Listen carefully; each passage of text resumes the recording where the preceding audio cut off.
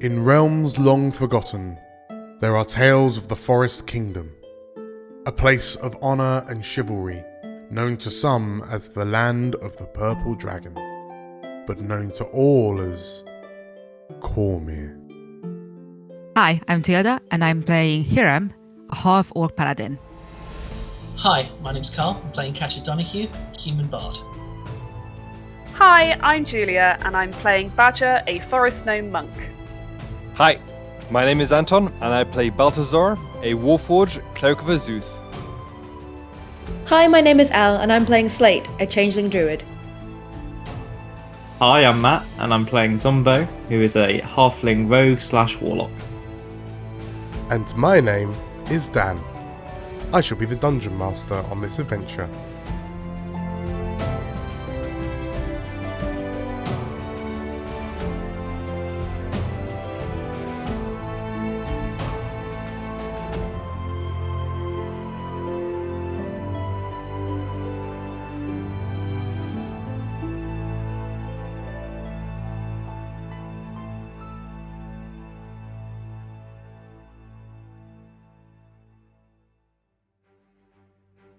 Hello, everybody! Hello! It is me, DM Dan, and it is you, the explorers of elsewhere. Hello, DM Hello. Dan. Hey, DM Dan. How are you all doing? It is you, DM Dan. Doing good. We're good.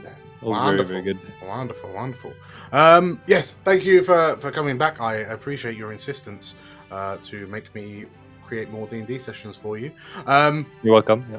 So, who would like to jump into session 39? Because there was a bit of a ruckus in session 38. Yeah, And- you left me behind. You did. Yeah. I think that was You intentional, fell? Carl. You guys. You didn't get the message, and you came back tonight. So Oh, now we have a pickle. oh that hurts me in more ways than you know, Anton. Oh wait, no, come on, we'll fetch you. We'll go get you. Perhaps we accidentally sent that message to Matt, which is why he's not here tonight. There's a mix-up. I'll change something. I'll figure it out. So, with that in mind, who would like to play some Dungeons and Dragons? I don't know now. I'm not welcome. It's all right, Carl. You're You can gonna be play playing Zombo. Zombo. Yeah. We've got a pity seat for you. Time and time again, Cormyr has turned to a band of adventurers to deliver her from danger and ruin. The Garabrail incident, the fall of House Silversword, the Nautilid of the Dragonmere Sea. Time and time again, these adventurers hailing from Warhounds Limited have stepped up and succeeded where others felt they would surely fail. Not even the Crown has managed to stop the advance of the Warhounds in protecting Cormyr as they see fit. As thus, against all odds, Zinaleth, the hunter who hates, is dead. Cast down onto the deck of her own flagship, the Adlashar, in one-on-one combat with Hiram Kath Silversword, her plans to wipe out the capital of Suzail from the map has almost fully been stopped if it were not for one slight hiccup. Time and time again, shadowy agents have moved against Cormyr. As a rift to the Shadowfell tears the very sky open, Zinaleth's death may only be an introduction to the end. Dun dun dun. Dear. And so, we find 4 of the 5 Warhounds.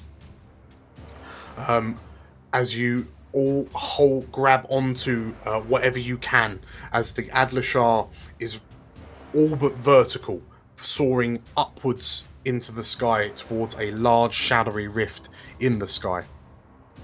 Around you, as you look around, and you can see the cries and panic looks from Githyanki forces. You can see riders and dragons. You can see attack vessels and raiders as they're all being sucked up into this rift like it were a black hole. You watch as a rider is parted from its dragon as the dragon crashes into a salt craft, sending it veering off before it's pulled back in and up. And you watch as the city below you gets smaller and smaller.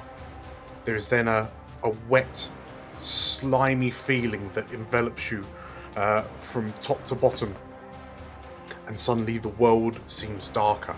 You're now falling away from a giant rift in the black sky overhead. The rift showing a day-lit city of Suzail getting smaller and smaller still.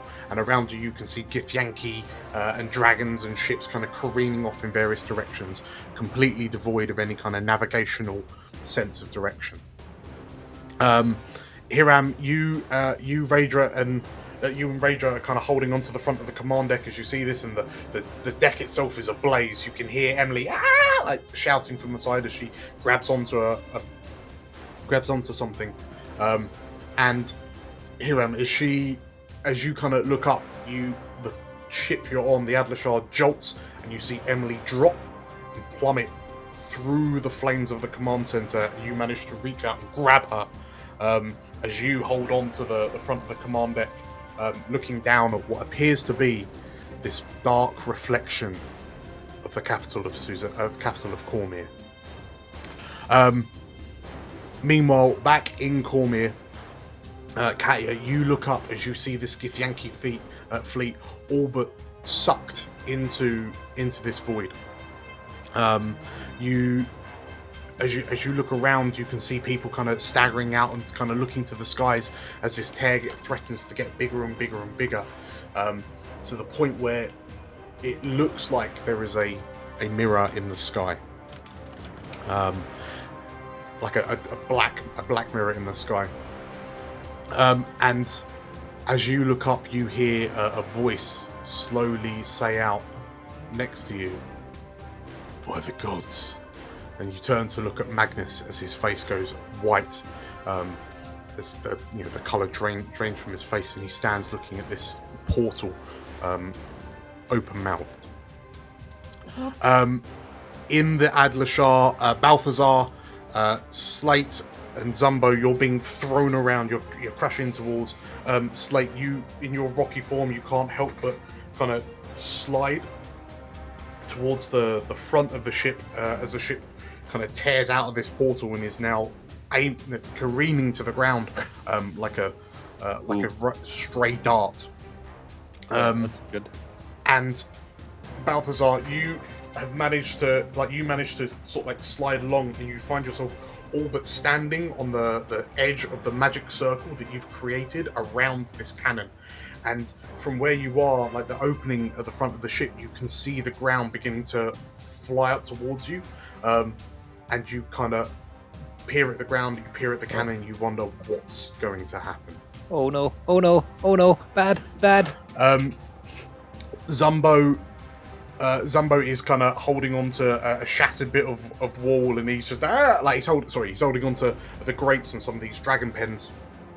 And Katya, you can just about see this monolithic vessel that you were on mere moments ago, getting smaller and smaller and smaller, and everyone on the ship,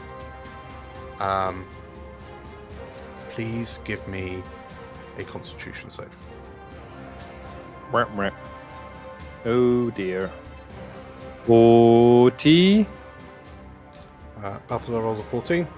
If I cannot take more damage, that'd be great.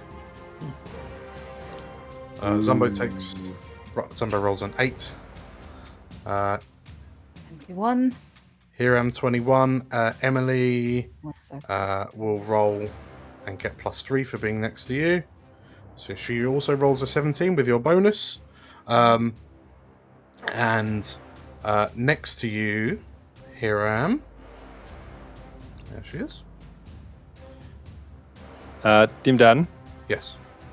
in the lapses of time we've had, would I have been able to munch down on some good berries? You were maybe. Things have been quite busy though, arguably. Yeah, but I've got my spell going on, and I'm like munching on like popcorn. Whoa. Actually, Dan. Yes. Hello, question. Yeah. Did I manage to pick up the silver sword that the hunter left behind? What her? I mean, I gave him back to Raedra. I kind of need a sword. Well, Rage, Oberyn is still in your hand. Oh, Yeah, so you've got Emily in one hand and Oberyn in the other. Raidra is currently just holding onto the front of the command deck as best she can. And Zinaleth's sword is halfway embedded through her, pinning her to the ground like a tent peg. But with your rolls, as the Adler Shah crashes into what appears to be the northwestern district of Suzail, air quotes. And Zumbo, Balthazar, Balthazar and Slate, actually, you watch as the ground comes up and up and up. Slate, you're able to kind of bring your arms up to deflect as much of the impact as you can. Balthazar, you find yourself sprawled across the back of the cannon as this ship hits the ground and all but kind of grinds a trench through the ground, smashing through ruined buildings. There's masonry and rubble flying in all directions as the ship starts cutting a gouge through the floor. And Balthazar, with your 14 Constitution, you manage to keep the magic circle going, despite the intense kind of thrumming and throbbing from the cannon. Hiram and Raidra and Emily, you watch as the ship snaps in two, and the two halves begin kind of branching apart and kind of tipping over, and the three of you find yourselves thrown from the vessel to the streets below. But we did defeat Count Dooku, right? So all is good. Oh, good. Any landing you walk away from is a good one. But Right. imagine a catcher at this moment is obviously seeing this happening upside down. She sort of touches her head. It's like, everyone, what the hell's happening? Are you okay? Speak to me. The four of you in the Shadowfell, the five of you including Raidra, you hear Katya's voice begin to kind of pierce into your head just as you're about to hit the ground, but it sounds like she's distant and underwater. What do you do? Try and respond. But have we crashed? Have we crashed, or are we crashing? You're in the moments of crashing as Katya's message comes through. Buttswood's got no, not good. Okay, so Katya, you hear Balthazar shout, no, and then the line effectively goes dead. Oh, God. And you just about see the shape of the Adler Shah splitting in two and kind of fracturing across the city streets. The five of you, including Raidra, you begin to come to Hiram, Emily, Raidra. You've been thrown from the ship. Balthazar, Slate, and Zumbo, you're still kind of tangled up in the wreckage. And Balthazar, you kind of come to, and you can see that the cannon is about to, the runes are beginning to burn out, and your magic circle is about to pass out. Whereas Zumbo only rolled a Constitution save of 8, Zumbo has passed out. He is unconscious. And pick him up. so Slate, you grab Zumbo, and Balthazar, you take one look at this cannon and realize it's going to blow. It's gonna blow. I'll tell everyone in the group chat. Leave the wreck. It's gonna blow. And I start legging. It wouldn't work anymore because I'm the anchor point. As you as you kind of think that, Balthazar, everyone in Slate, Raidra, Hiram, you all hear this kind of high pitched hissing fizz in your head that sounds almost like static. Katya, you hear Balthazar's voice in a distant underwater. It sounds distant and underwater, and it sounds like he's saying, "It's gonna blow." Balthazar will start legging it. Okay. Is yeah. Can I ask Yes. with Earthglide? Yeah. Can you also bring other people with you, or is that just going to hurt them? Let's have a quick look. I believe if you Earthglide, you just leave Zumbo on the ground, but you could. Hang on, let's have a... Just one hand out the ground, just sliding along. Yeah. Wild shapes. I'm doing that. Take several times to figure it out. You slam into the floor a couple of times. You see him like, ugh. Burrow through non-magical, unworked earth and stone.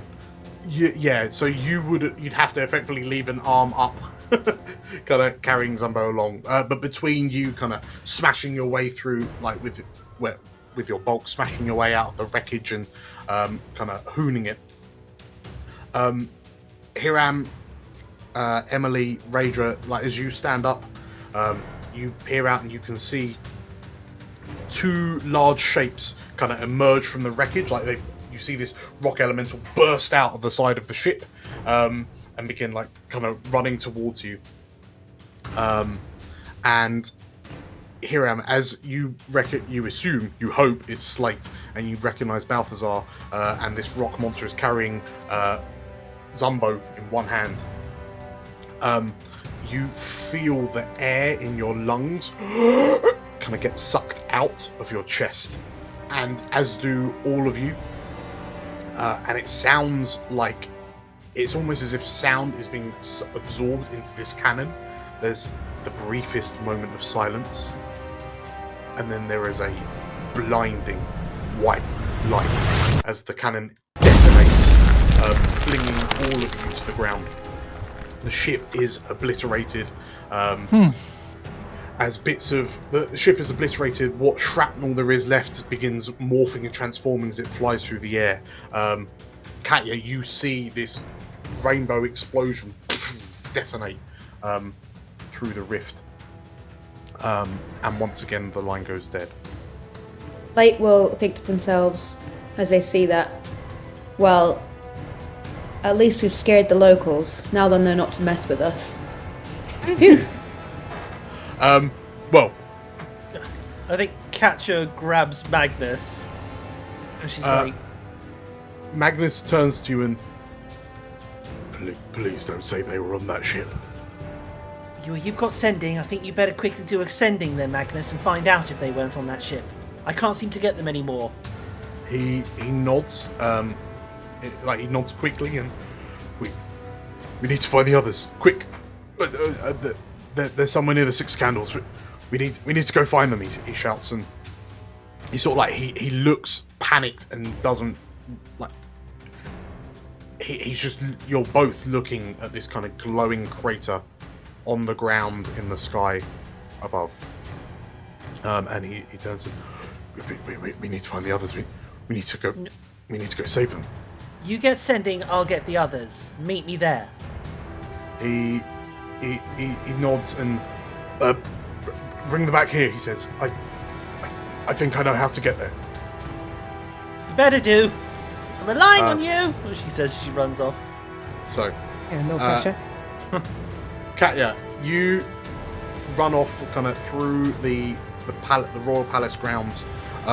You can see that most of the citizens of Suzail have just kind of like stepped out into the street, and there's kind of cries of panic and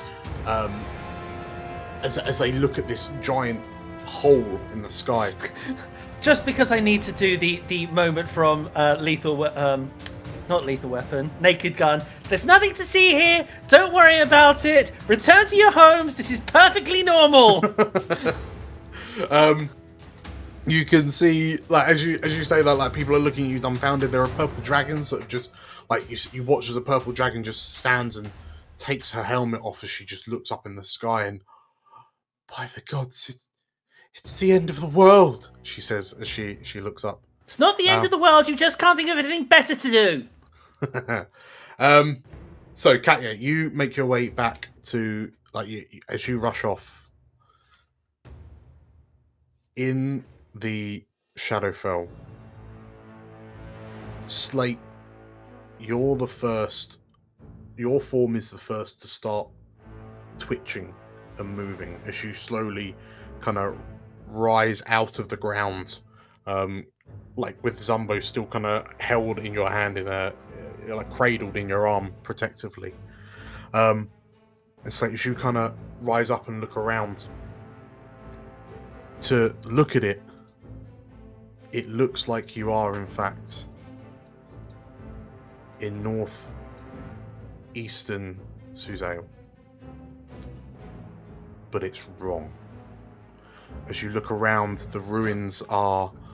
so the buildings are ruined husks. There is no vegetation. The ground beneath your feet is dead. There is this heavy, thick, pervasive mist that lingers in the air.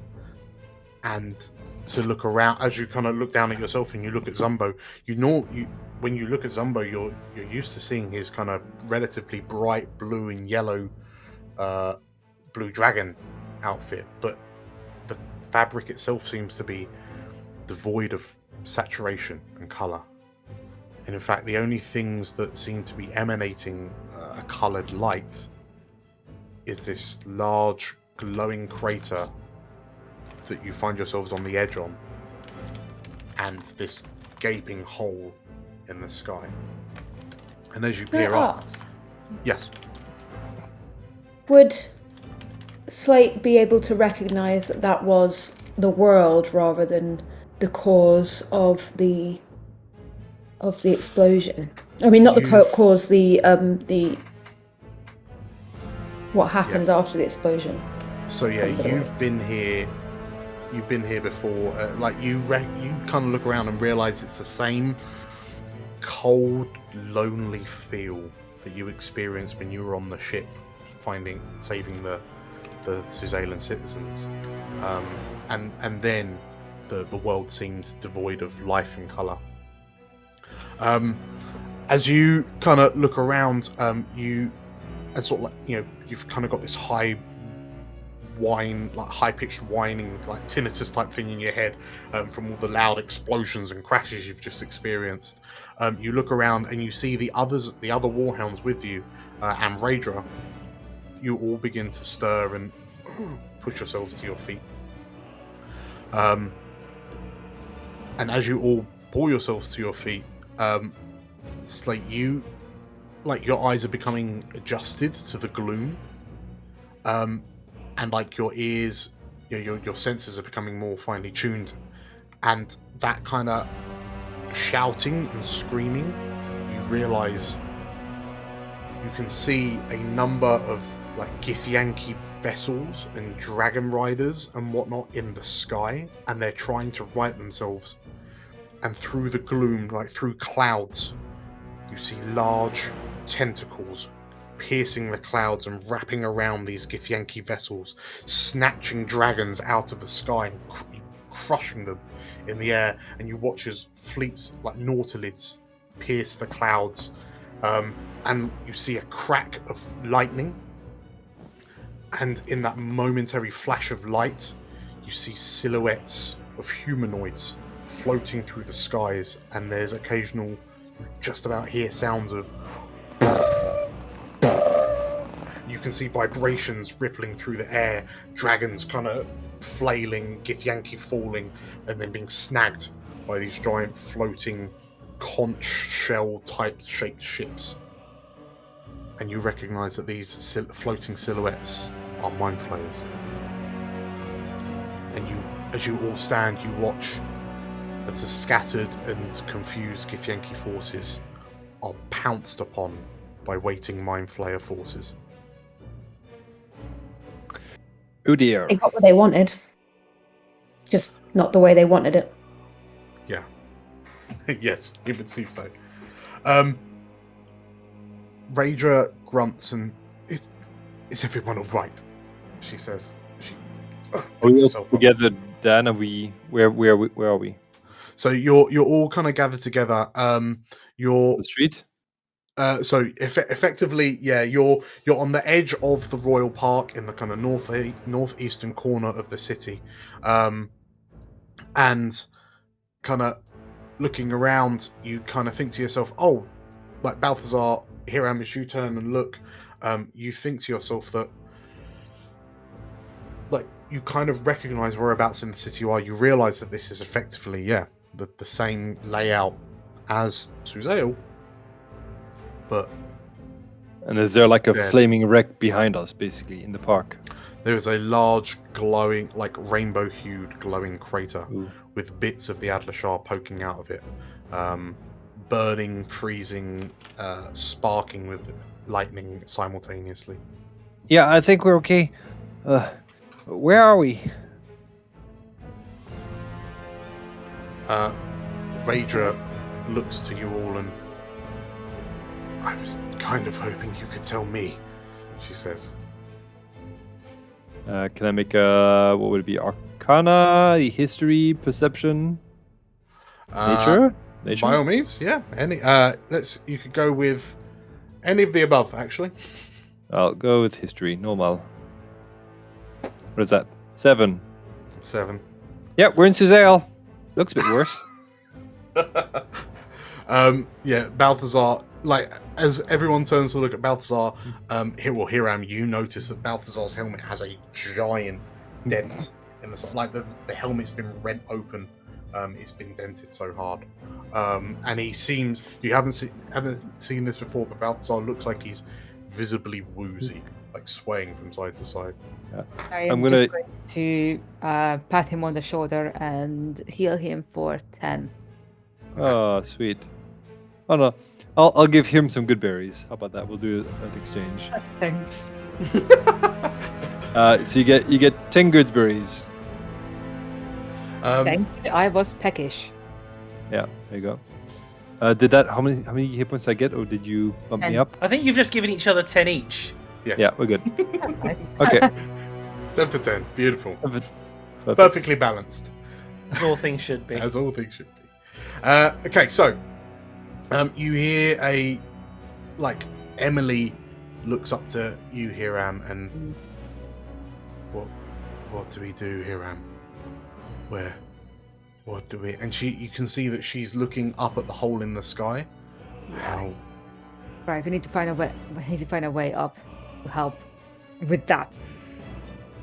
As you all kind of look up, you nod. What's Slate doing?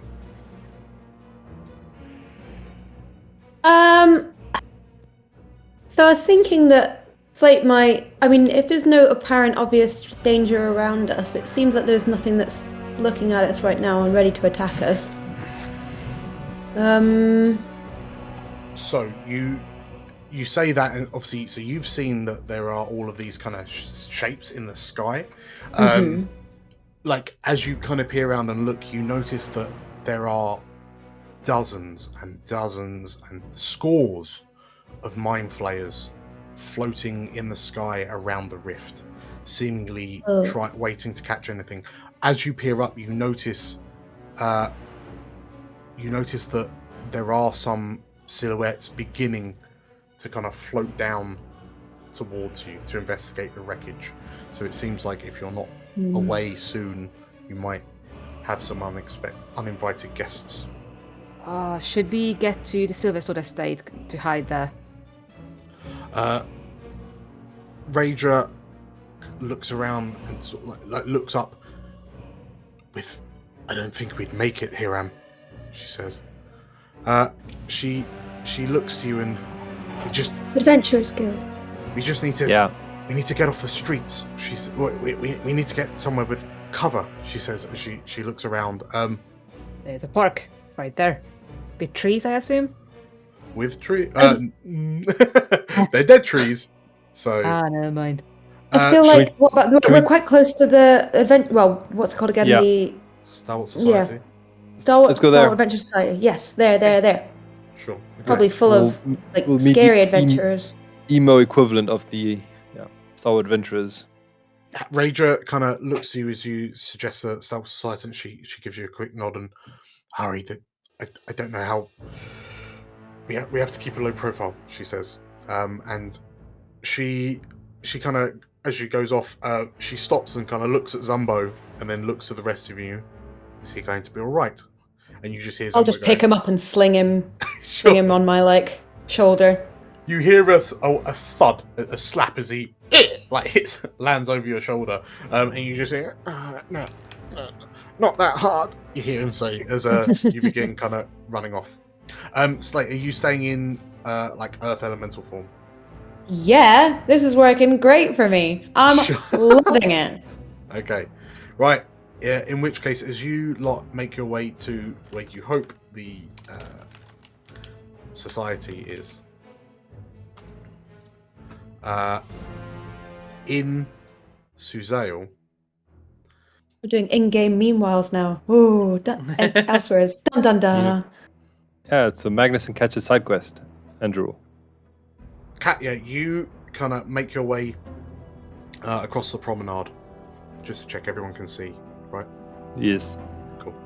You make your way across the promenade, you weave your way through the crowds of people, and as you get to the Six Candles, before you get to Six Candles on the street, you see Helenus and Axakas in the streets, and they look to you wide-eyed, and Helenus kind of rushes forward and, thank God you're safe. Where are the others? See that smoking crater? Axakas kind of grimaces and, I was really hoping you would not say that. Well, hopefully they're okay. I imagine they're smart enough to get off it before it explodes, but Magnus should be sending towards them. But I'm hoping they aren't on there. However, I've lost the ability to communicate with them. So I'm hoping they're okay, but the worst is starting to creep into my mind. The two ladies look up, and Axakas furrows her brow, and that rift, it is unlike, it is not a portal or a teleportation. It is a wound. The very fabric of realities has been split. Who could have done something like this? I have my own theories, but I don't want to sound too crazy. As you say that, there's your hair kind of blasts forward, and there's a big waft, as Aaron lands on his hippogriff, looks down to you and says, at a time like this, Miss Donahue, I think crazy is what we need. Well, remember when we were, at least we were going to save the people on the boat? We entered a bit of a sort of a dimension that looks somewhat little like that. And I connected with something that I can only describe as all mind flayers.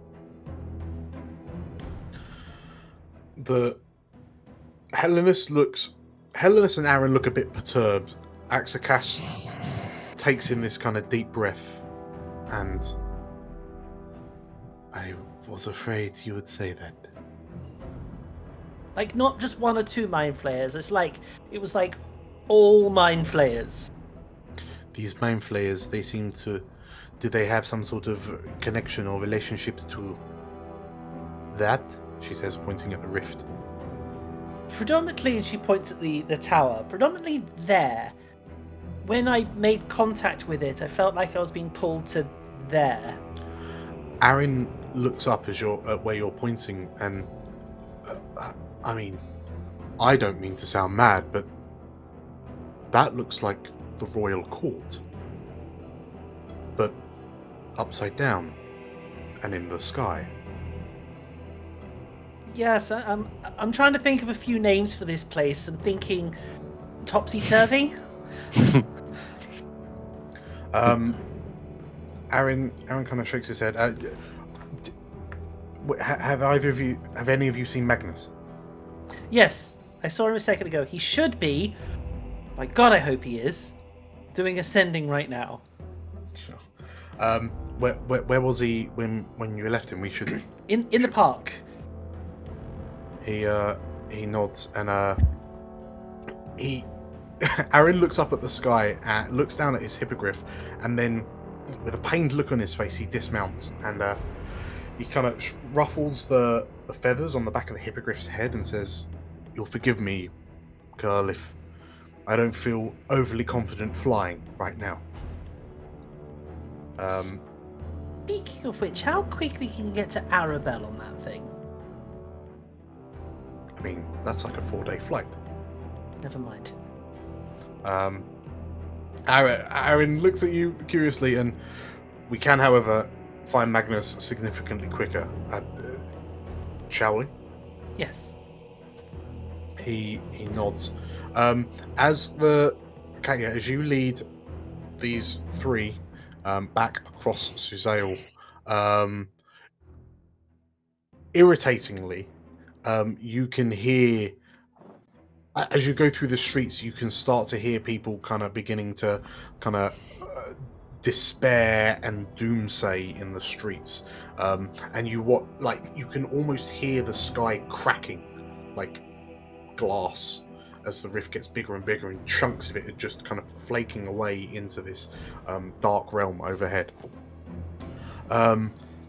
You make your way back through the noble section. You kind of rendezvous with Magnus where you left him,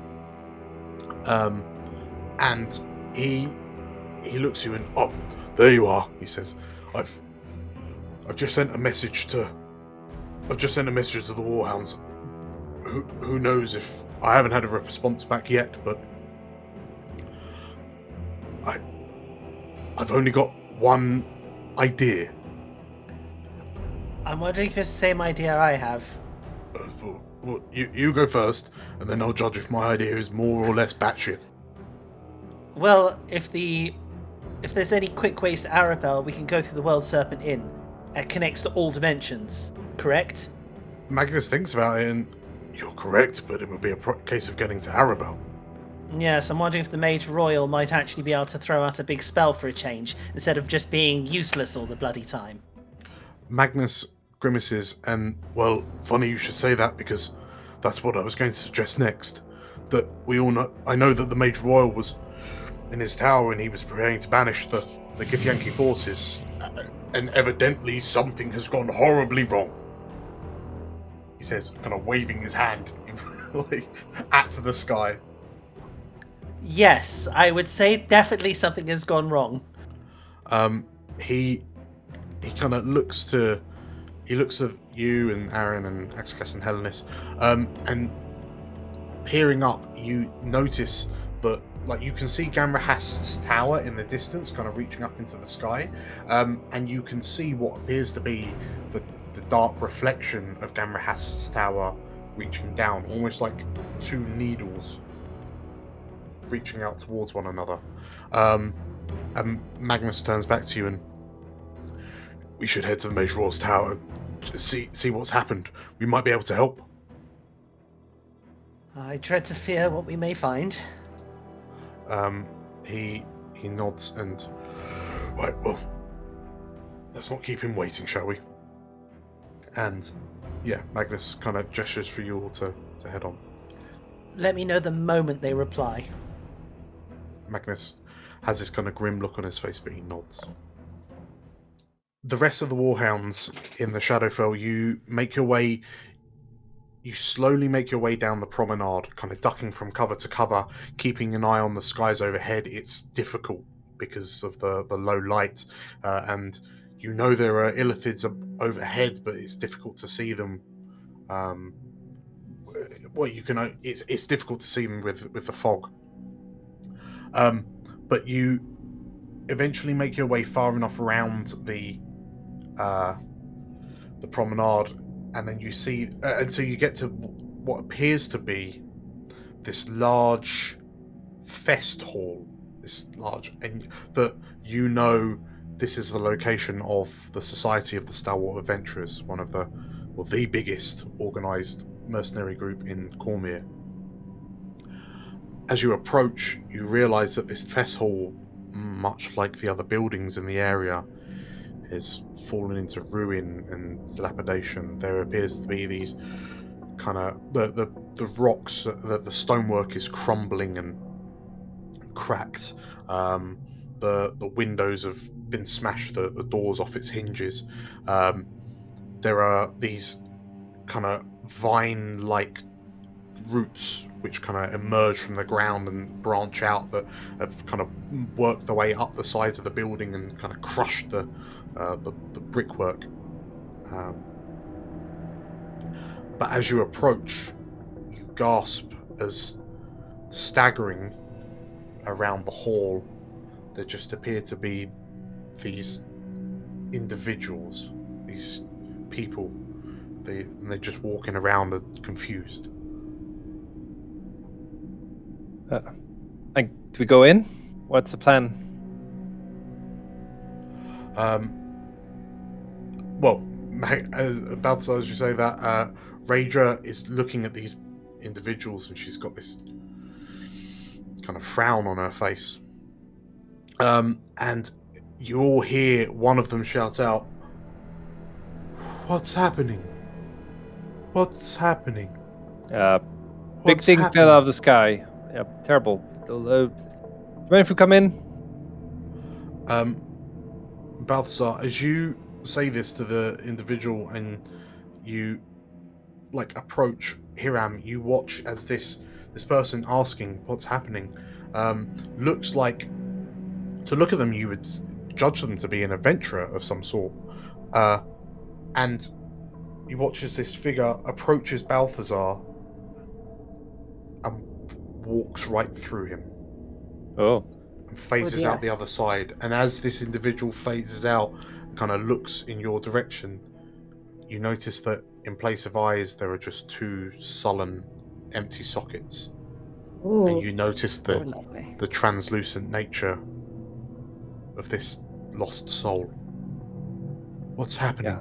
And as a figure turns, you notice that there looks like what would be some sort of grievously mortal impact to the back of the head. And as you look, you recognize that all of these figures kind of milling about the society are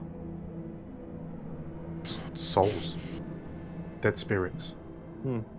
Oh dear. You- Don't Wait. mind us. Slate will shrug and walk up to the door as long as it looks like it's... as long as the building doesn't look like it's going to collapse, then I'm okay. Well, so as you approach, you notice that the roof is all but gone. There's the pit down into the drinking area, and in the circular kind of bar area in the middle of the drinking hall, you can see this the shape of a blue dragonborn with his arms up in the air, sheltered, covering his head, almost as if frozen in time. The dragonborn then seemingly stands upright, brings its arms down, and then returns to its sheltering position, almost as if he's stuck in a loop. Like a GIF. Yeah, and you realise that looking around, these spirits are stuck, living out the final moments of their lives. Okay, trying to think of don't- anything that... I don't think we can help them at the moment. We should No, get some shelter. definitely get some shelter. What is around us that has got shelter? I mean, there are areas within the society that would give you some cover from overhead. Like the hall over the roof over the drinks hall is gone, but there are rooms and certain bits like dark corners that you could certainly hide in. Go. I'll look around to the rest of the team and just kind of point and shrug, this way? Yeah, just stick to the shadows and then find a room where we can fit in. Sure. As that happens, Hiram, you hear a voice in your head.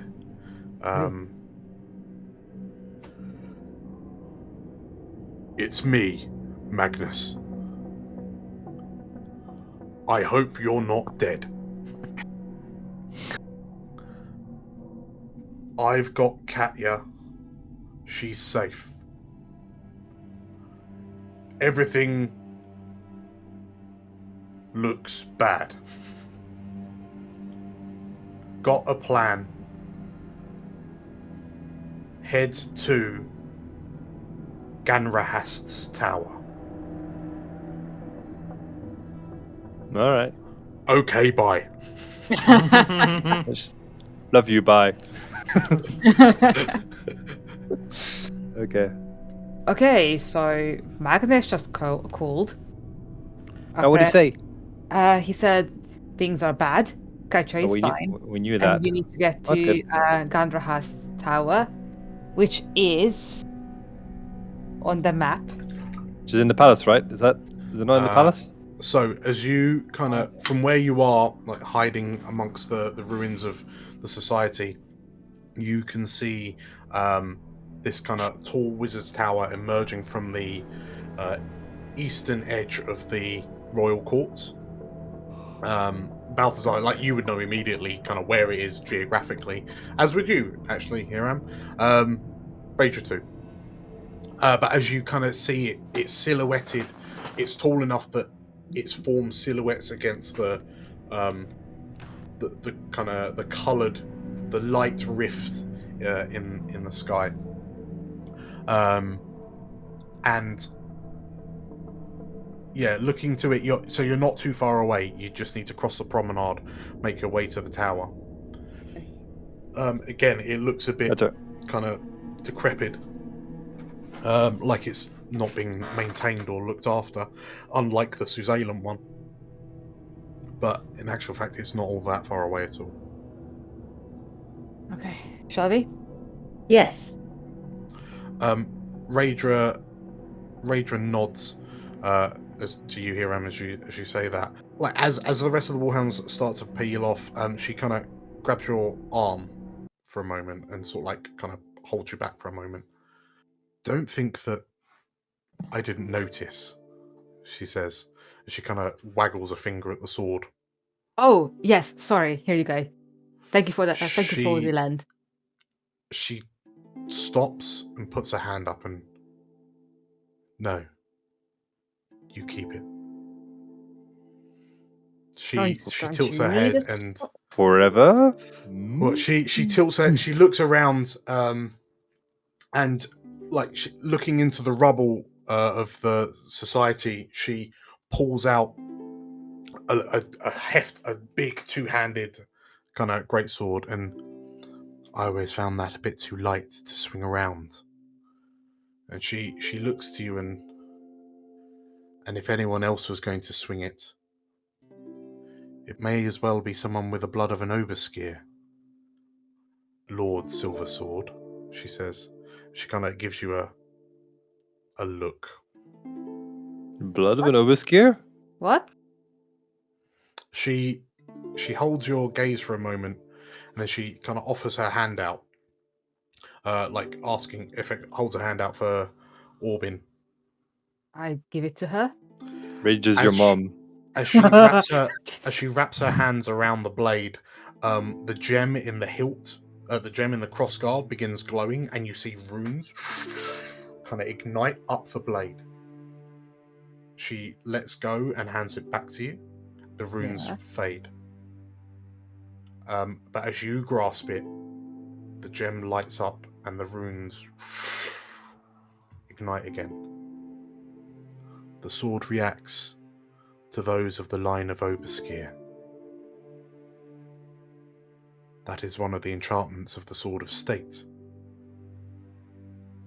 It would seem, Hiram, that your family line is slightly more complicated than you thought.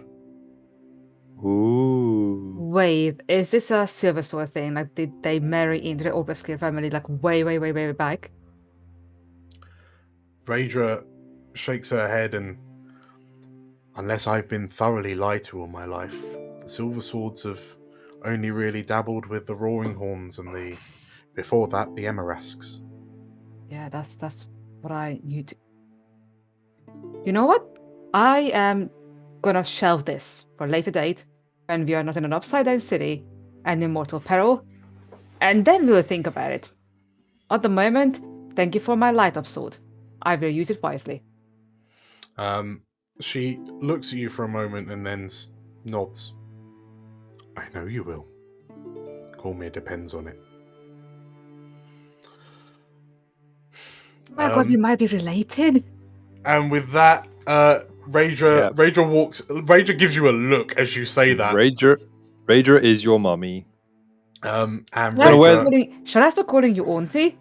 Raedra kind of walks past you, and Hiram, as you stand there with Orbin, the Cormyrian sword of state in your hand, and you can see the runes kind of dancing up and down the blade. Emily is looking up at you with this mischievous grin. Don't do that. And then as the runes light up, like, yeah, you shut up. Emily curtsies to you and then kind of runs off to join the others.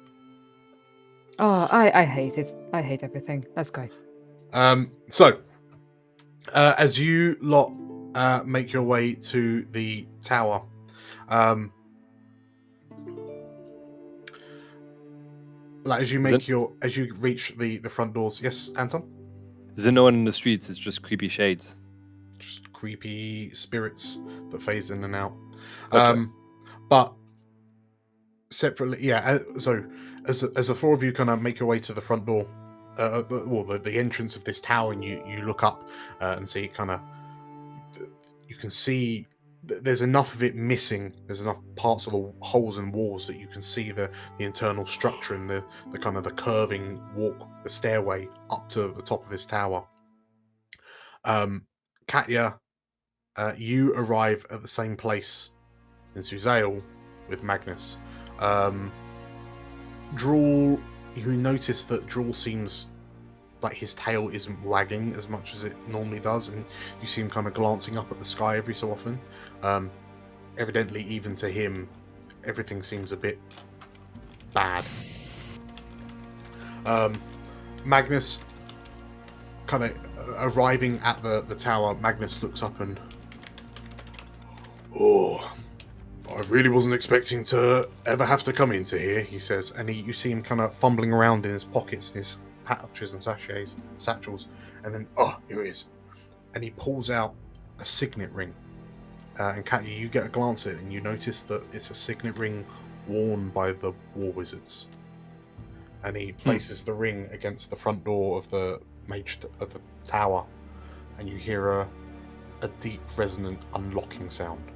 Didn't they confiscate that from you when you were when you left the Warhounds, or? They did. Spy network. He looks real smug with himself, and the two women with you just like huff and like push past him as they make their way in. And Aaron looks down to you, Katya, and, "Are you all right?" As all right as I could be. I believe it or not, this is probably not the weirdest thing we've ended up being involved in, but I hope everyone is okay. I mean, I haven't got back to Magnus yet, and I can't seem to communicate with him anymore, so I'm a little bit worried.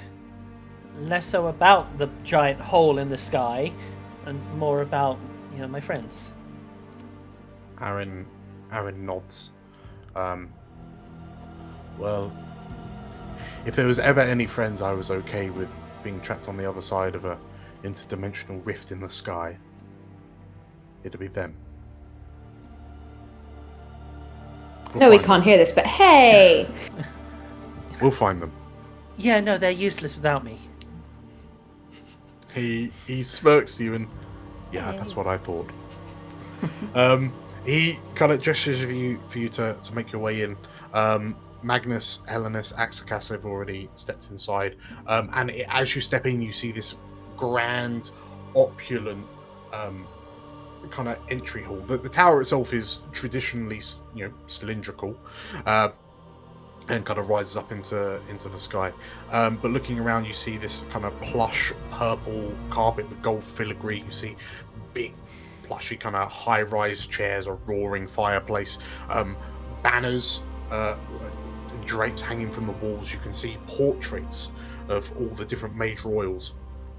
And kind of scanning through and looking at them, you get to the final one, and you can see a picture of Ganrahast next to his father. Do you ever feel sometimes, everyone, that a little too much money is spent on the war wizards? And I think this carpet would fix an entire district in the Port Quarter. Aaron nods and well, you know how these wizards are. They need all these material things to keep them happy. He points and oh look, it's Vangadahast. He says, pointing at Ganrahast's father on the portrait to the left. Axakast looks up and Ganrahast's sanctum will likely be on the top floor. I hope you had a hearty breakfast. There's a lot of steps.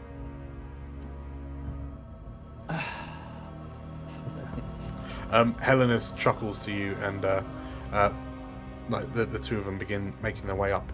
Katya, as you follow up, as you make your ways up, you get to the seventh rotation, the seventh floor. Let me know when we get to the mid-teens, because I'm going to throw up. As you get to the seventh floor, Magnus, who's at the front, puts a hand out to stop you all, and Katya, as you kind of peer past him, you can see two purple-robed figures on the ground. And as Magnus slowly approaches them and kind of turns one over, you can see that the skin of this war wizard has been... It's almost as if this war wizard has just been sucked dry. Like all the moisture has been absorbed out of him. And Katya, in that moment, you think to yourself that you've seen this happen to someone once before. And your very, very first, you remember watching this happen to a war wizard that threw himself in the way of Queen Raedra when someone tried to assassinate her on Victory Day. All those months ago. I would like... I don't think I've used my free one today, have I? I'd like to use my free Detect Thoughts. Are we close enough to Ganrahas's room, correct? So it would seem that Ganrahas is on the next floor or two above. Okay, so at least if he's in his sanctum. 30 feet away. Yeah, you'd hope so. Okay, so I'm going to use my free Detect Thoughts for the day Mm-hmm. to see if I can pick up how many creatures are in the room with Ganrahas. As you cast that, you can start to hear voices emanating from the four people around you. Like you hear Magnus kind of talking to himself about who could have done this. You hear Axakas kind of impressed by the power of the damage wrought by the spell, and you kind of murmurs of concern from Helenus and Aaron, but you hear no one else. We should Silence. proceed cautiously. Magnus nods, and you said that right. And he draws his sword, and you notice that the other three around you kind of draw their weapons and prepare themselves. You carry on up the circular stairway, and you find yourself in front of this large 12-foot tall ornate door covered in kind of gold filigree and designs. There are the designs depict various kind of acts of valor by the various major royals of Cormyr throughout the ages. And Magnus looks to you and puts a hand up against the door and says, "Are you ready?" In the Shadowfell, the Warhounds, you make your way up. The tower is derelict. That's the best way of describing it. There are points where you can see what used to be this kind of what you assume to be a grand entrance hall has now just become a place of rot and dust and decay. It's there's smashed furniture and torn drapes. Maybe once upon a time there were portraits on the wall, but they seem to have faded and kind of melted away over the ages. As you kind of look around on guard, you make your way up a circular staircase, and you hear Raedra going, "Oh, why so many stairs?" As you head up, you can see, as you get up to about the 7th floor on this tower, Balthazar, you can feel this kind of magical pulsing from overhead. And looking through the cracks in the ceiling above, and kind of emanating out from the top of the tower that you can see through the holes in the side of the tower. There's this kind of sickly pinkish purple glow. Yeah, because Ganarhas might be the cause of all this. Because he did mention he was going to banish them, right? Mm-hmm. Yeah. Okay. I guess we move up. So as you Raedra kind of looks to you all, and she kind of pats Zumbo on the cheek, and Zumbo's still just a bit out cold from earlier. And as you make your way up the final kind of spiral staircase, you find yourself in front of this large 12-foot door that seems to have seen better days. There are slight holes. There are holes in the wood. There was once a filigree, but it looks like it's kind of rusted and kind of molded away. But you can see beams of light emanating through the cracks in this door. Raedra takes a deep breath as she places a hand on it and looks to you all and says, "Are you ready?" Yep. Yeah, No, guess so. Okay. As Raedra pushes the door open, Magnus pushes a door open. And as you find in front of you, you find a final, a narrower room and what appears to be a final spiral staircase. As Warhounds, as you step through and look up, you can see that there's this purple light kind of overhead at the top of this mini staircase. And Magnus and Katya, as you step through, you can hear this kind of this mumbling, this muttering coming from the top of this mini staircase.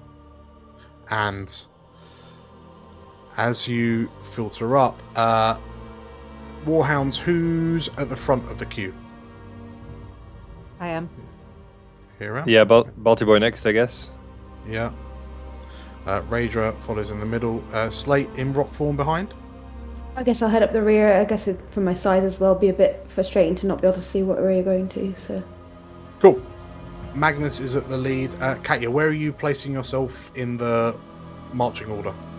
I imagine it's going to be Magnus first, then Aaron, then Helenus, then Katya, and then Axicas. Okay. And then Drool behind Magnus. So, as the 12 of you, Drool included, make your way up the final stairs, as you emerge up, Katya, you can see this large circular room with a high dome roof, like a pointed dome roof. There are a number of bookcases emerging from the walls at the cardinal directions, ending in pillars and torches.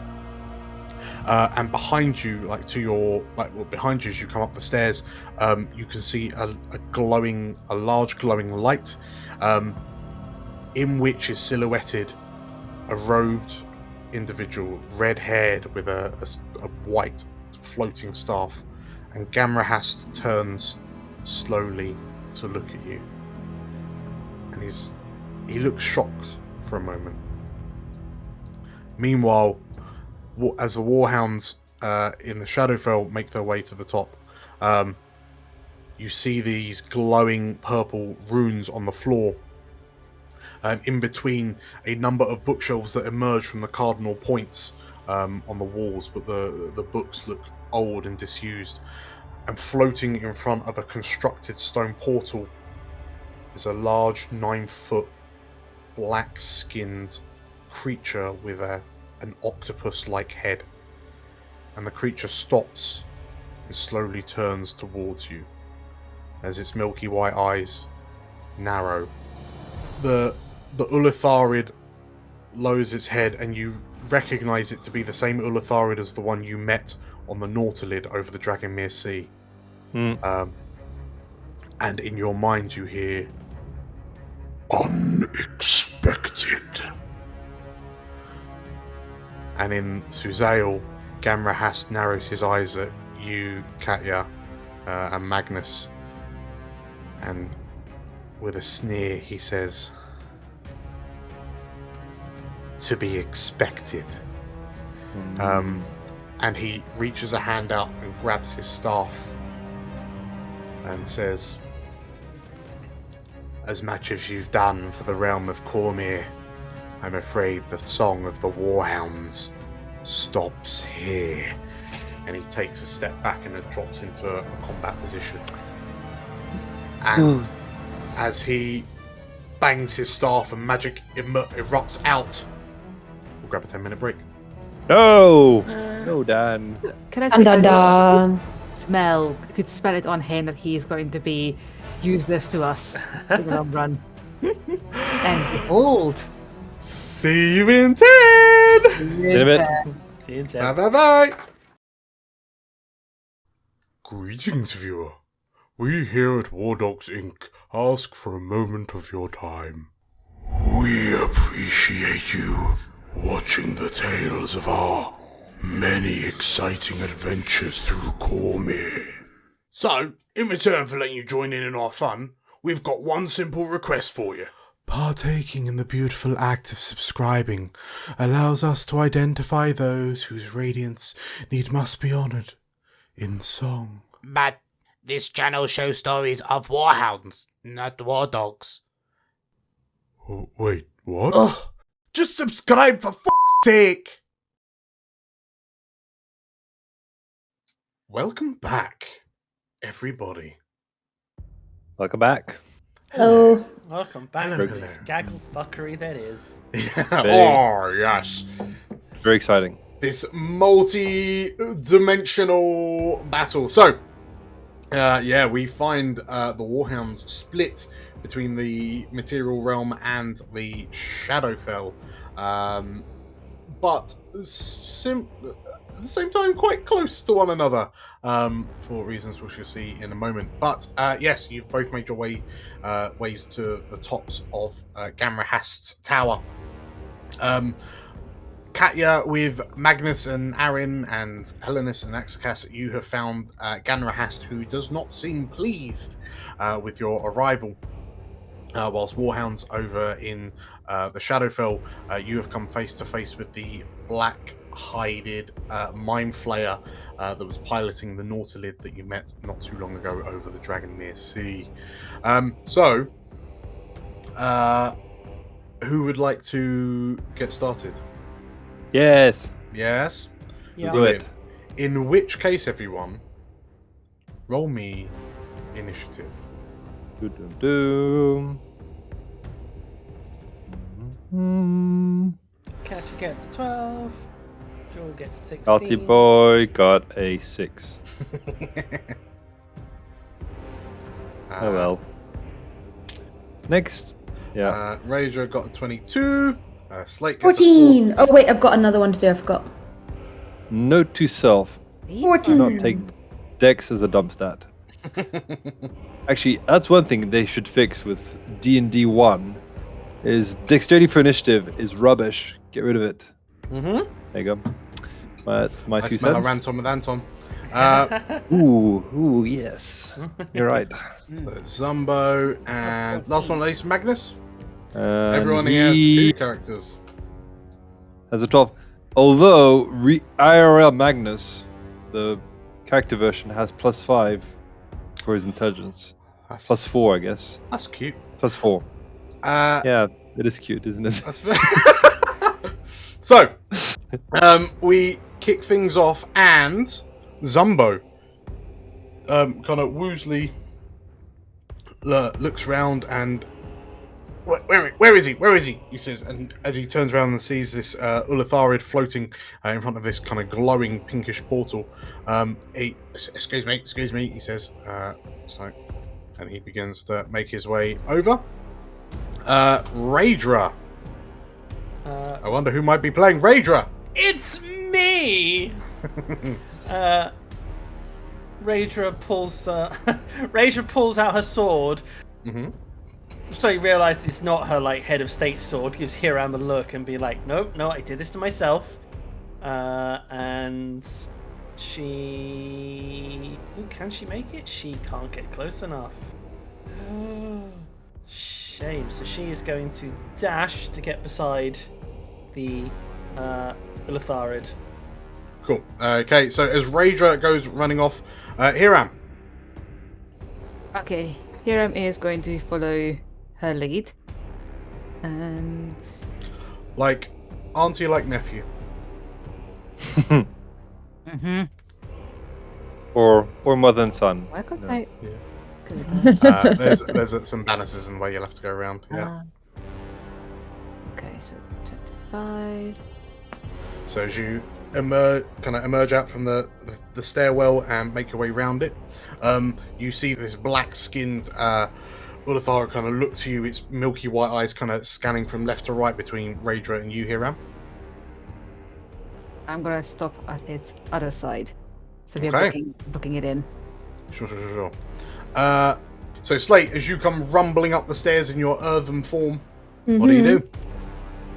So these guys here, what are they made of?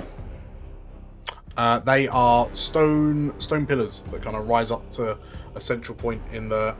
Would they? They are stone pillars that rise up, but they are broken, and there is little to no roof overhead. And in fact, overhead you can see you are significantly closer to the tear in the sky. I would like to rip off one of these stone pillars if I can, please. Okay. The nearest one is cool. And I want to do roll. it really menacingly. As menacingly as stone can muster. Sure. Roll me a strength check. With. You are a siege monster, so let's say with advantage. Woohoo! Woo! What'd I get? Okay, Oh! An 8. Okay. So you grab the What's stone pillar. advantage? As you grab it and sort of like go to pull it away, the rock crumbles to dust in your hands. It seems that it's not Too successful. It's too successful. Yeah. Okay, so that was your action. Anything else? I'll just wander as far as I can towards the old Illithid dude. Illithid? Mind Flare? It's Yeah. a very big illithid, a 9-foot tall illithid. What's another word for a giant that could be word for Illithid? I'll kind of call it the Illithud for now. We'll figure it out. Don't worry. Okay. We'll work on it. It is I'm squid. just trying to find out. Oh, it's just 30 foot. Okay. Fine. So I've already moved 5. Yeah. Dunk. Okay, so you can get to there. On top of so you as you kind of go lumbering off, you stride over Zumbo, and Zumbo like ducks down and pats the top of his head, his hat to his head, as you stride over him. Then I'll shake my stony fist, really extra menacingly. I'm just building up all that menace until Sure. at one point this guy's just gonna break down. He's gonna be so scared. We'll see how that pans out. Emily. Emily is going to just do her normal things. Just move a bit to the side, first of all. And then shoot this guy, if she can. Sure. Currently, from where you're stood, he's gonna get it's gonna get cover from Slate. Carry on moving a bit further. Yeah, I Only think gone maybe I'll 10. check. Would this be better? Yeah, I think that would be better. Yeah, that's fine. I'm quite on our side. Okay. Shooting 12.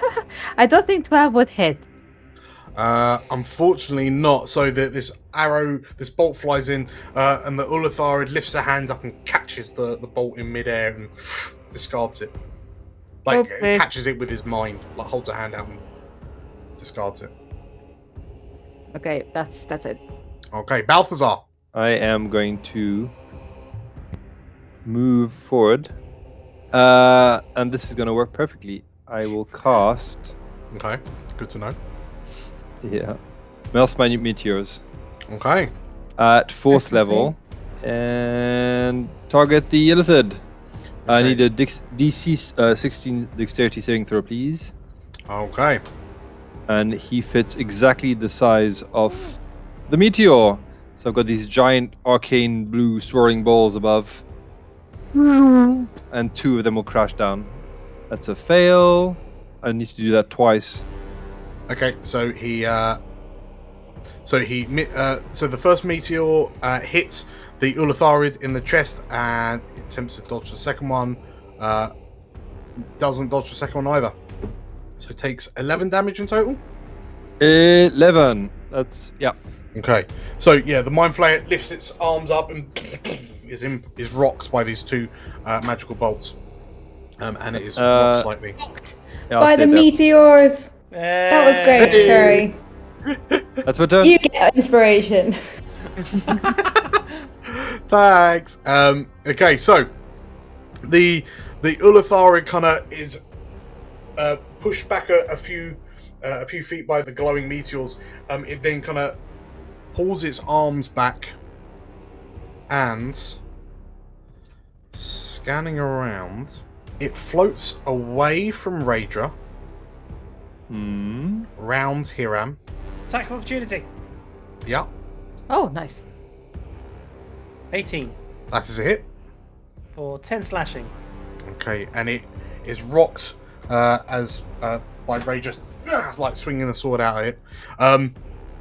It then, Hiram, you keeping your guard up, you watch as it then turns, looks across the room, brings its fingers to its forehead, and the air in front of you kind of shakes as it unleashes a mind blast. So Hiram, Raedra, Slate, Zumbo, and Emily, I need a DC 17 intelligence save. Ouch. Oh, I forgot about the lack of intelligence that Oh, The group has. Ruh-roh. that's true. I'm going to use Oh. Abominable. Who gets the plus?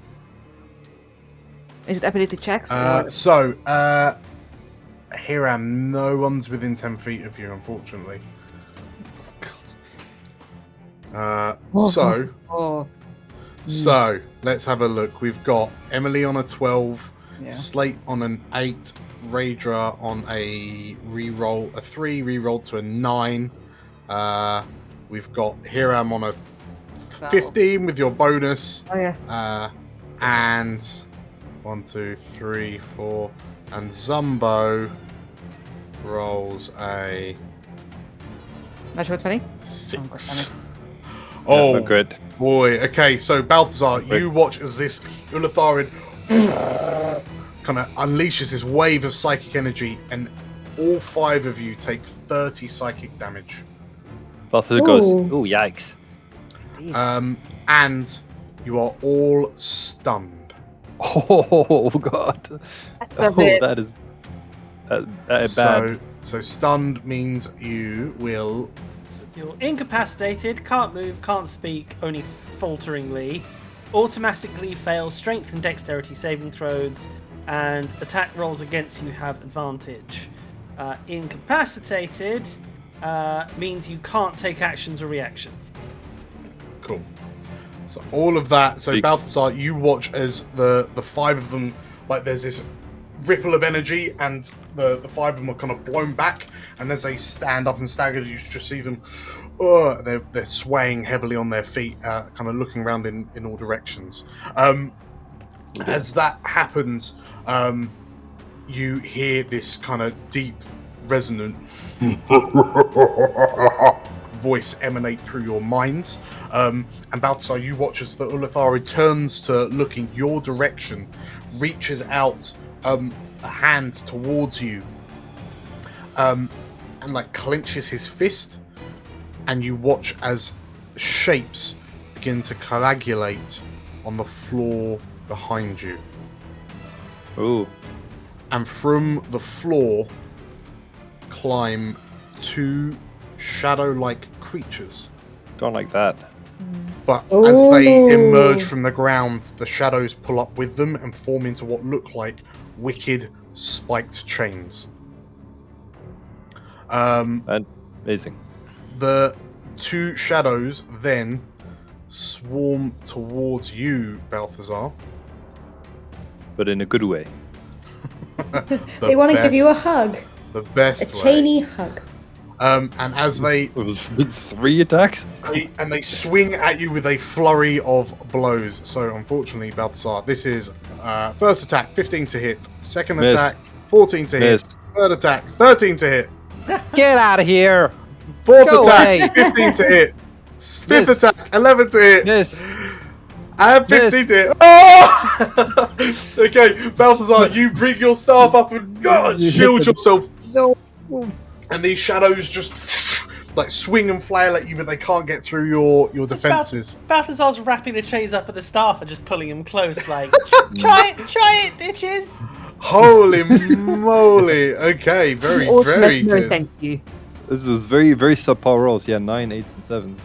Okay, so with that then, in Suzail, Gamrahast snarls at you and grabs his staff and kind of begins conjuring a spell. Helena steps down and like draws her bow, not like pulls the bowstring back as an arrow of light appears in the like in the bow, like in front of the bowstring, and she shouts out, "Oh no, you don't!" And fires an arrow directly at Gamrahast, hitting him for 10 damage, and he Drawl. Okay, so Drool is going to run forward. And... I can't get close enough. That's annoying. Why don't we give the dog a crossbow? Non-profit. Exactly. I'm going to dash then. It's the only way I'm going to get close enough. And yeah, that's all he's going to do for now. You were very clever to put us behind a pillar. You knew what you were doing when you woke up this morning, Dan. Like always. Aaron, so you've just seen the dog skit round, paws slipping on the marble floor, like in the gold filigree underfoot. What are you doing? I'm gonna go right here. And I would like to... So as you head round the stairwell, and you can see Gamrahast stood in front of the portal and Drawl sliding across the floor towards him. How high am I? How high is the ceiling, sorry? The ceiling's about 20 foot above. Okay, well that's all we got. Right, I'll activate my Sky Knight string by going ooh, and doing something that you probably can't do without getting into like some copyright troubles. And then, so I don't know if I activate it. Can I activate it that way? Cool. And then I would like to do... Yeah. I'll do the jump attack. Why not? So, Now it's 12. Yes. okay, so Aaron, as you come round, you activate your magic ring, and as you leap off the floor and sort of like lunge towards Gamrahast, so you can launch 30 feet and land basically next to him. The creature makes a dex save. Can I just say, Aaron has been in a couple of fights so far, and we did not make a good enough joke with heavy thrust to make it a short. I feel like some heavy have failed. There's still time. Okay, so Gamrahast fails his dive, his dex save. Cool. Okay, so if you roll your damage, Slate.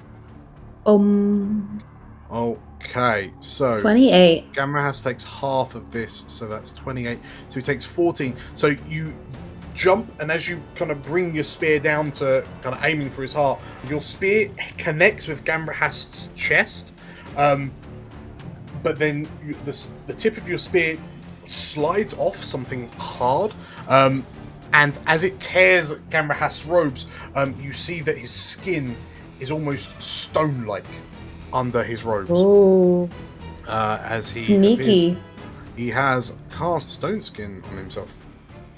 So he takes half, so that's 14 damage in total. And he like cries out as you kind of knock him back with the tip of your spear. Is he concentrating on that then? He is. Yes. He is. Right. Yes. In which case. Oh boy, he really didn't expect this. Okay, so the spear strikes him and it knocks him back enough that you see the skin become kind of soft and more supple as you land the strike. Nice. Anything else, Aaron? I don't think I can do anything else. Okay, Axicas. Axicas is. Okay. So I'm just doing some measure. I'm gonna do some measuring very, very quickly. This fireball will hit everyone. Just checking. Unless you cast it up here. Yeah, probably. I'm gonna, Axicas is going to move here, Yeah. and she is going to use her super special spell of. So as you move around the stairwell, the opposite side to Aaron. There we go. So, circle of power. Okay. I am. I did warn you. I did am- warn you. I am. So happy. So happy. Are you cancelling it? Yeah, I thought so. So, Gamrahas looks to you as you begin to conjure this spell, and he no, and he. Dan, do I have line of sight on Genrast? You. Or is there a pillar probably- in the way? You probably do actually with Magnus. Oh, well, I will counterspell your counterspell. You can't spell in the counter spell. Okay. Yeah. So he casts it at level 3. Yeah, I cast it level 3. Oh, I have to do the. Yeah. That is a roll. Okay. Oh. So Gamrahas looks to you as you cast your spell, Axicas, and he. I don't think so. And he brings his hand out, and you see this kind of bolt of energy, which is I then don't think so. Sideswiped by Magnus, and your circle of power generates, and he what that? And he looks up and looks to you, Cobbleson. Meet the new beige royal, bitch! Should have learned to be a warcaster. Much obliged, Magnus. Very, very good. Okay, so this kind of area of light emanates out from you, Axicas. I believe it's a 30-foot radius, right? It is a 30-foot radius, and it lasts for 10 minutes. Lasts for 10 minutes. Okay. So if you do pass your saving throw for a spell, instead of taking half damage, you take no damage. Okay. And you have advantage on those saving throws. Waba Weewa, that is definitely a spell. Oh, I can Very, just see very the good. amount of regret there. Like, just in your eyes, just like, Yep. why did I let this happen? I want it to be known. I did tell you a couple of times, like, are you sure I can have this? Okay, so this kind of red energy emanates out from nice. Axicas as you begin to kind of absorbing and distorting the magics around you. And Gamrahas looks shocked for a moment. And like Aaron, you just about hear under his voice, he says, "How did I not know about her?" He says. Anything else, Axicas? That is going to stare right at Gandra has to say, your turn, wizard boy. Okay. Katya! Katya knee slides in next to Axicas. And I think what I'm going to do is I'm going to It's hit like him. a rock and roll knee slide. Yeah, just completely like knee slide in. And she's going to basically strum on her lyre and then whack him with a 4th level Dissonant Whispers. Okay. I feel like this group's doing better than the other one. Yeah, I was about to say, the guy who turned around was like, how completely expected is being absolutely walloped, and the creature is like, how unexpected. It's like, oh, I'm dominating this fight. So Gamrahas looks to you as you strum out this dissonant chord, and he bangs his staff on the floor and kind of dissipates most of the energy. So if you roll your damage, he takes 14. Okay.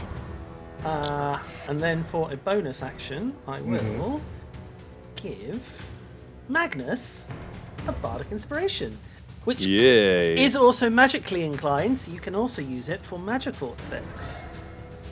Nope. Nice. Where is it? Sorry. Bardik. Must remember. Very, very good. Okay. Anything else, Katya? She gets to her feet and she's just flips off Ganrahas, I suppose. Sure. Okay. Go, Magnus, go. Cool. I'm going to cast slow. On the EDB corner where Ganrahas is. That's okay here. Yeah. And he must make a DC 16 Wisdom saving throw, or bad things will happen. He makes a Ooh. 17. Oops. So he Okay. kind of deflect some of that as well. Some of that away as well. It's okay. Just testing. That will be as a bonus action. I will use my feature, which is called as one. Mm-hmm. I took an attack bonus action. I will ask. Who will I ask? I will ask Aaron to make an attack. Okay, Aaron, you get a free attack as Magnus distracts Ganrahast. Boom. That is a 15. So that is a hit. Yeah. So he'll drive it and try and push him down. Get him, Aaron. Okay, so that is a that much damage. 10 damage. Okay. Zing. And Ganrahast is rocked back as you kind of stab at his legs, and he moves his leg out of the way, but you get the side of his foot and kind of leave a dent in the marble floor under his feet. Anything else, Magnus? That'll be my turn. Okay. Ganrahast snarls at you all.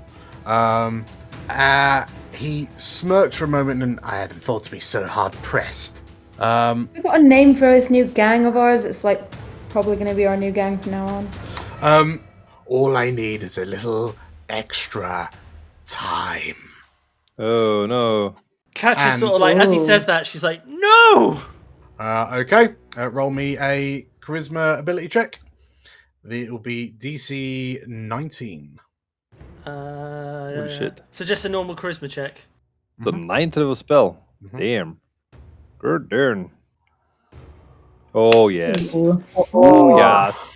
And you feel the world beginning to slow down as Ganrahast begins to move quicker. But then as you your eyes glow white and you snatch the spell out of the air and kind of blow back the time dilation back towards Ganrahast, and he as the world kind of returns to normal.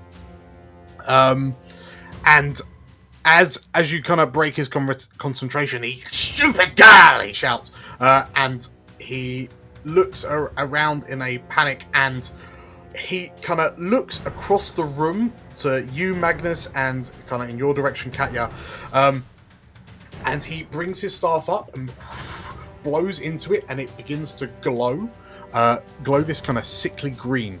And Magnus, you feel an intense heat from behind you.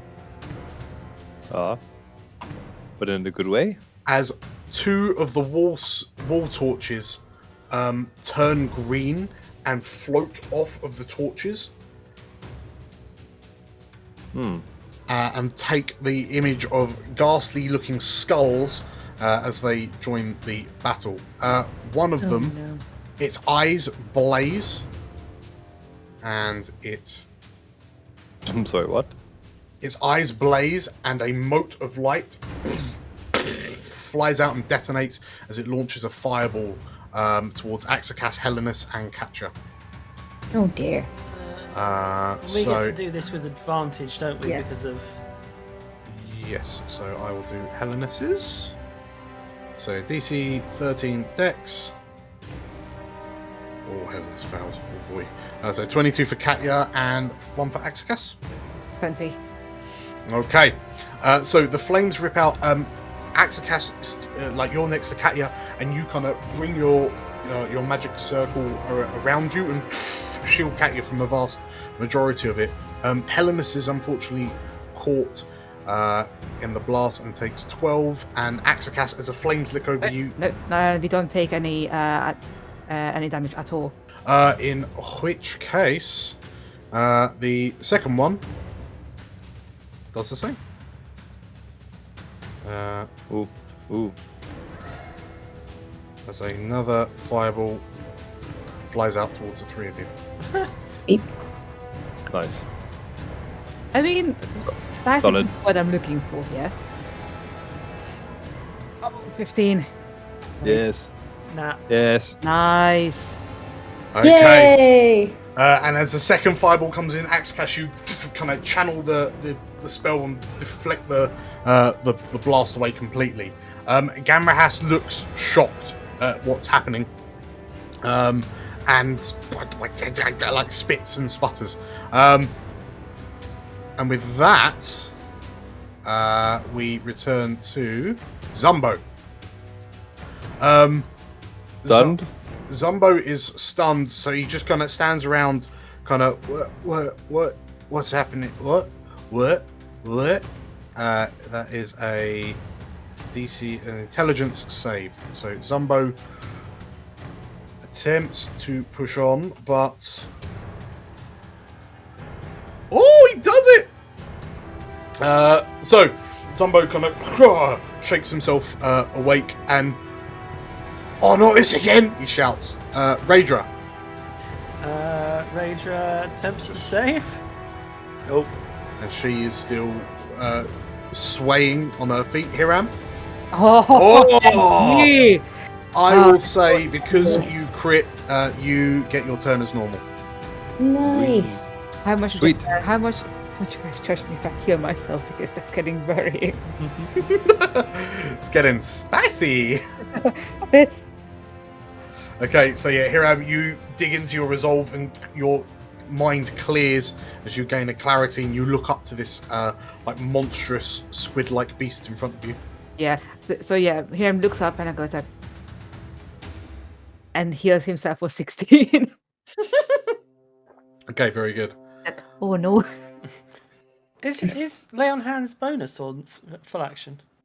But no, it's full action. Full action. Full action. Full action. I almost lied. But I do get a bonus action. I am going to use Child Divinity as a bonus action. Champion Challenge. Oh, on the Ulitharid. Yep. Okay. It's wisdom, so it's probably going to succeed, but still. Cool. Worth a try. It looks to you and magical effects. It is so. It is resistant. So rolls you're a fine. 21. As it looks down to you, as you kind of challenge it, you hear a voice in your head ring out and say, "You are not worthy to challenge us." Alpha. I mean, I assume the challenge was more here. I'm going like, come at me, bro. Sure. Okay, so Hiram, did you want to do any moving? I'm going to shuffle to the side. Sure. Okay, next up, Slate. If I could go straight to intelligence save, please. My speciality. Why not? It's a 7. Is that good enough? Unfortunately not, no. So Slate, you just kind of drop to one knee and we're not sure what Earth Elemental's brain looks like, but it's currently spinning at high speeds in your form. Emily needs to make a intelligence save. Saving throw, yep. Oh, that's a -1 for her. Lovely. That's on 0. That's on 0. Boy, okay, so Emily just like she falls on her back like she's sitting down. Balthazar, you are currently being mobbed by 2 spiked chain swinging shadows. What do you do? Yeah. I'm gonna move back to here. They may attack me. Okay, go. Swings at you. Yes. 12. Okay. Cool. I'm gonna lightning in your, the one that just attacked me. Yeah. So it needs to make a DC 16 strength saving throw. It rolls a Passes. 16. Bastard. And I can't add catch the dice to anything. No, that doesn't work that way. That's fine. That was my action. I'm gonna bonus action onto the big boss. Do my meteor. Oh, It's yeah. a bonus action. Yeah, it's a bonus action. Okay. So So, DC 16 Dex. Yeah, I'll just roll it manually. so 2 of them, yeah. Yeah, that's a fail, right? So 2 10. fails. Sure. 14 points of damage 14. to the big okay. boss. 2 more bolts rock the Ulatharid as you step away from the shadows. Anything else, That's my turn. Balthazar? Oh, we're good. Cool. The Ulatharid kind of growls as it kind of lifts itself off the ground like a few feet. It floats around past you, Hiram, and first thing it does is doesn't recharge its Mind Blast. So instead, it turns and looks to you, Balthazar, and in your head, No. you hear, Uh,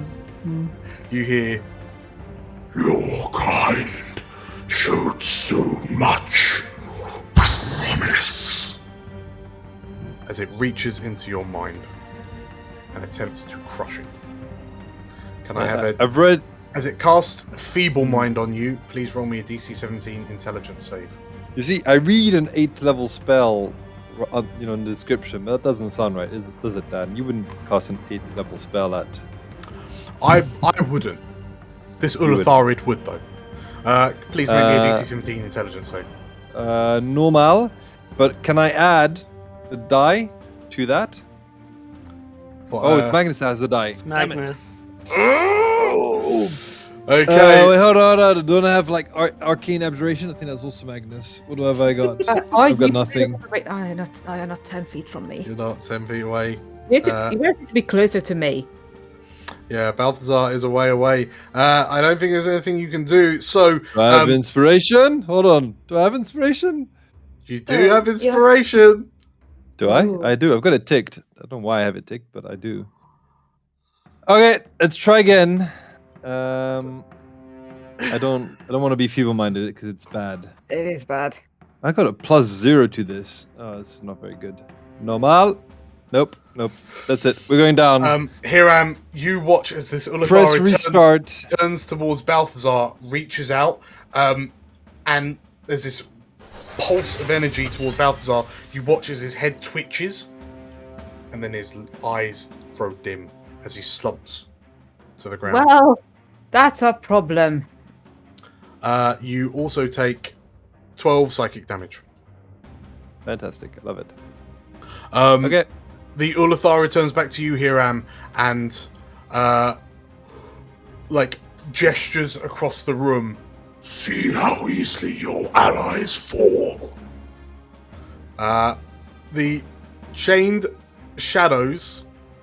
I feel sorry for Ganraz. He's probably looking back at the portal, watching this Ulatharid dominating his side, while he's now like bleeding, got a big bruise on his face. Like,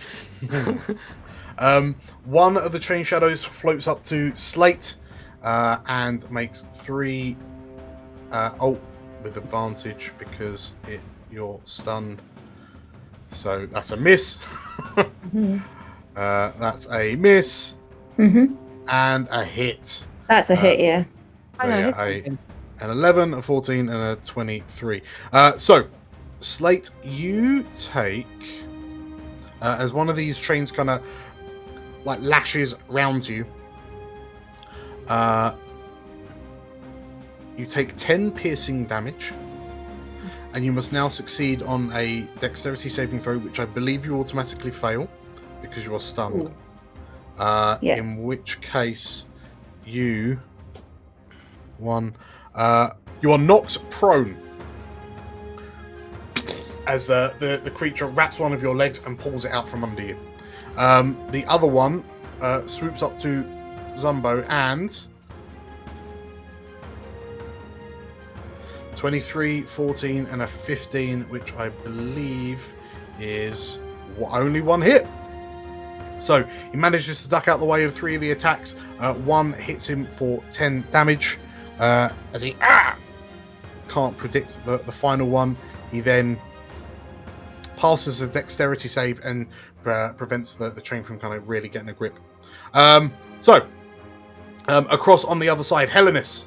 Hellenis kind of staggers out a bit charred and burnt, and she kind of swears as she shouts to Axicas to keep the shield up, and she kind of weaves a spell with her hand, and this large, kind of overly large, glowing arrow begins to glow in front of her bowstring as she fires a holy arrow at Gamrahast, but misses.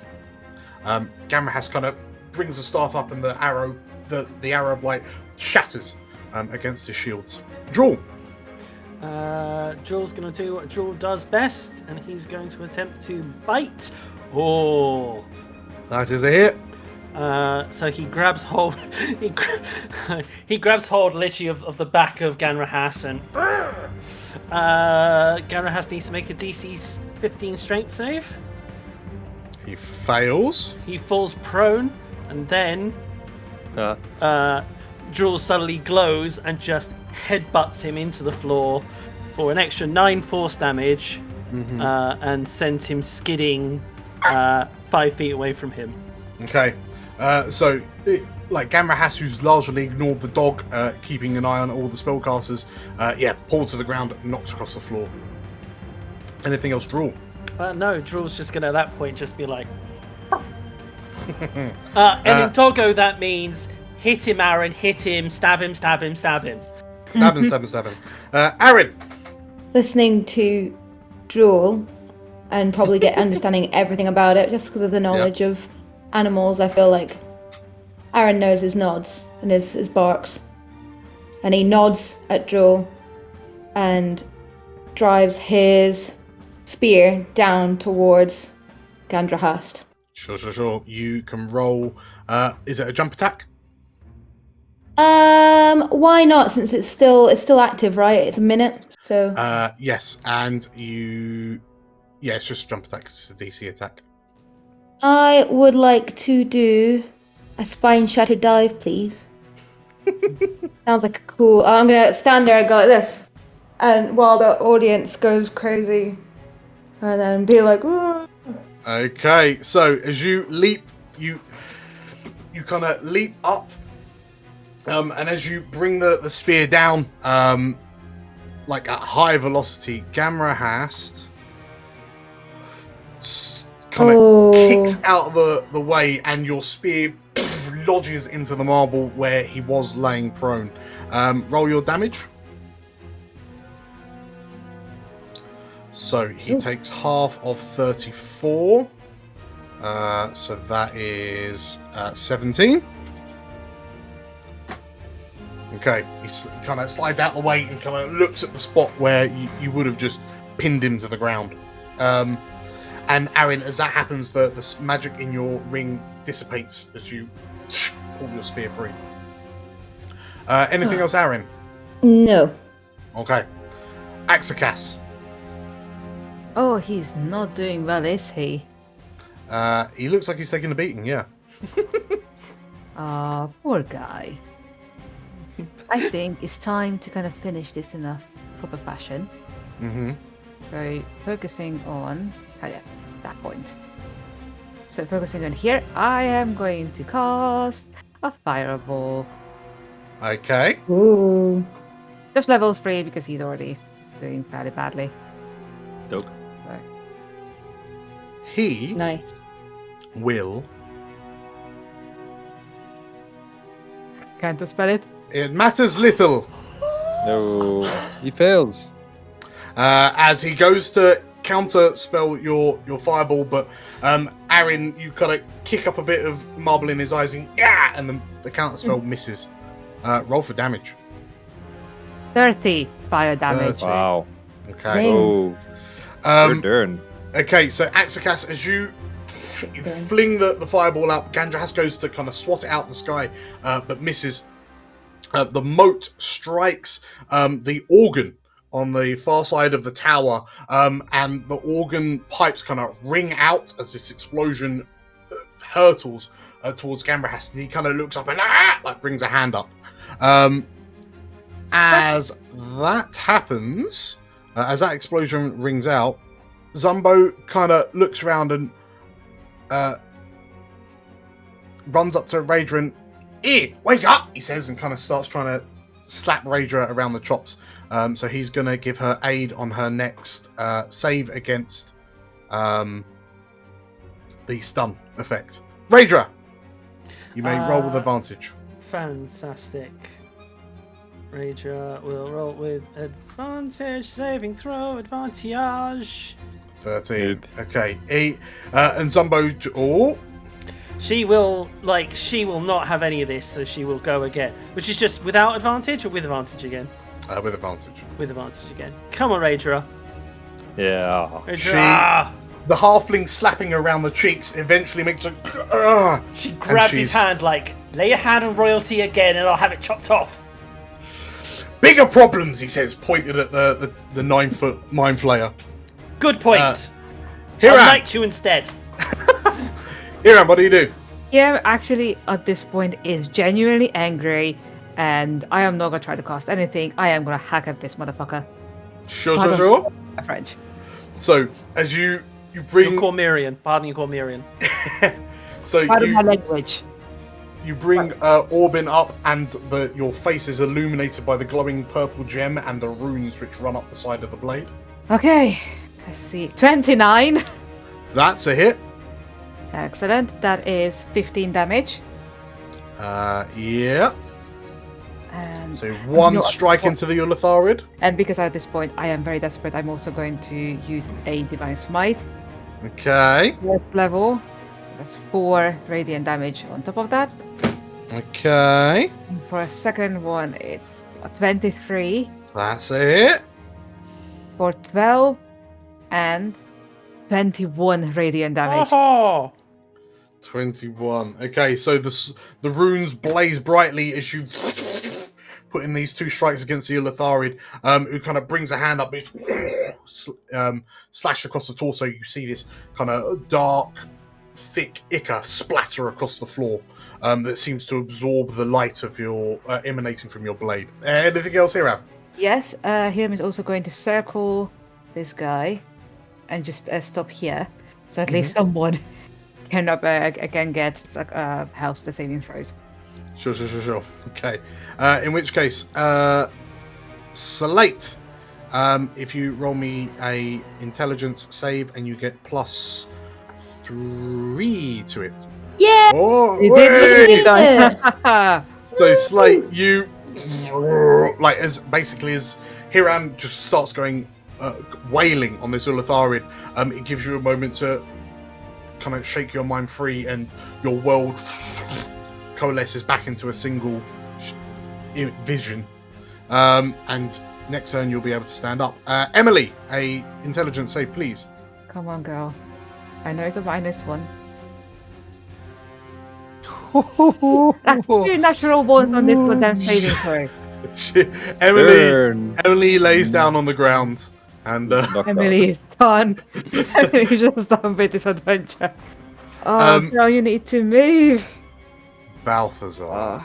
Balthazar, dumb. Like, dumber than Drool, but can still hit things. So, gonna go and hit the big squiddy that's attacking Hiram. Okay. Balthazar lets out a bellowing war cry. plus what? So imagine he's singing his new Warhounds. Yeah, I'm singing the new Wild Song. An intelligence I got 1 war machine. I got Shillelagh up, if that's okay. Yeah, that's so it's +8. That's about right. That's about right. 14 to hit the squid. 14. So as you swing the staff, and the Ulatharid grabs the wood and throws it back at you. Cool. Balthazar angry. That's my turn. Okay. The Ulatharid grunts slightly and doesn't recharge. Thank God. Looks to you, Hiram. I don't like that face. Never trust a smiling DM. No, Hiram and Balthazar are looking rough. Yes. You know how Zumbo is always like tip top, like never gets. Do you know who else looks rough? Emily. Is he? Oh, I haven't seen anybody. So, Oh, yeah. the Ulatharid looks down at you, Hiram, and in your mind you hear, "You should join us. You would do well."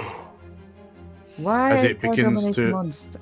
Attempts to dominate your mind. But it's dominate The monster. that benefits are really good. You attempt to beguile a creature that you can see within range. Ah, fair enough. We have health insurance. If it helps, I Okay. don't think you're a monster. Thank you. So, a DC 17 Wisdom save, please, Hiram. Oh my god. Have I told you lately that I hate you? 22 in your face. Oh, my flex. So this Actually, Ulatharid 25. reaches down and kind of tries to pierce into your mind, but you soldier through. You break through the Ulatharid's grip, and it looks shocked. It's all the training Hiram's had from the times Catch has been playing with his mind. Evidently, yeah. And you hear this kind of voice in your, like, the Ulatharid looks shocked, but the voice you hear in your head doesn't seem as shocked, which is peculiar when you hear a interesting. You hear. In response, the chain shadows swarm you. So Slate, you get to make an opportunity attack against one of them. Am I still prone? You are, so it'd be disadvantage. Okay. I will do it anyway. Uh, Because it's kind of personal. the first shadow swings at you, Hiram, for 20, 17, and 9. 20 hits, the other two doesn't. Okay, so the first attack does 7 damage. Whoops. That'll be a hit L. Yeah, that's fine. I'll come back and do that in a sec. So Hiram, you are struck by the first chain. If I can get a DC 14 dexterity save, please. You and your dexterity. Oh, Ooh. I am Okay. going to. Oh, I'm going to use my inspiration to reroll that. Okay. I feel like that's not a good idea, but I'm going to do it anyway. Okay, that's plus 3, 14. 14 passes. Okay, so this chain wraps round you, and you see this necrotic energy begin to fly down the chain, but you throw it off yourself before the necrotic energy hits you. The second one, as it flies away from you, Slate, you crack it. Roll for damage. Boom. 17. Okay.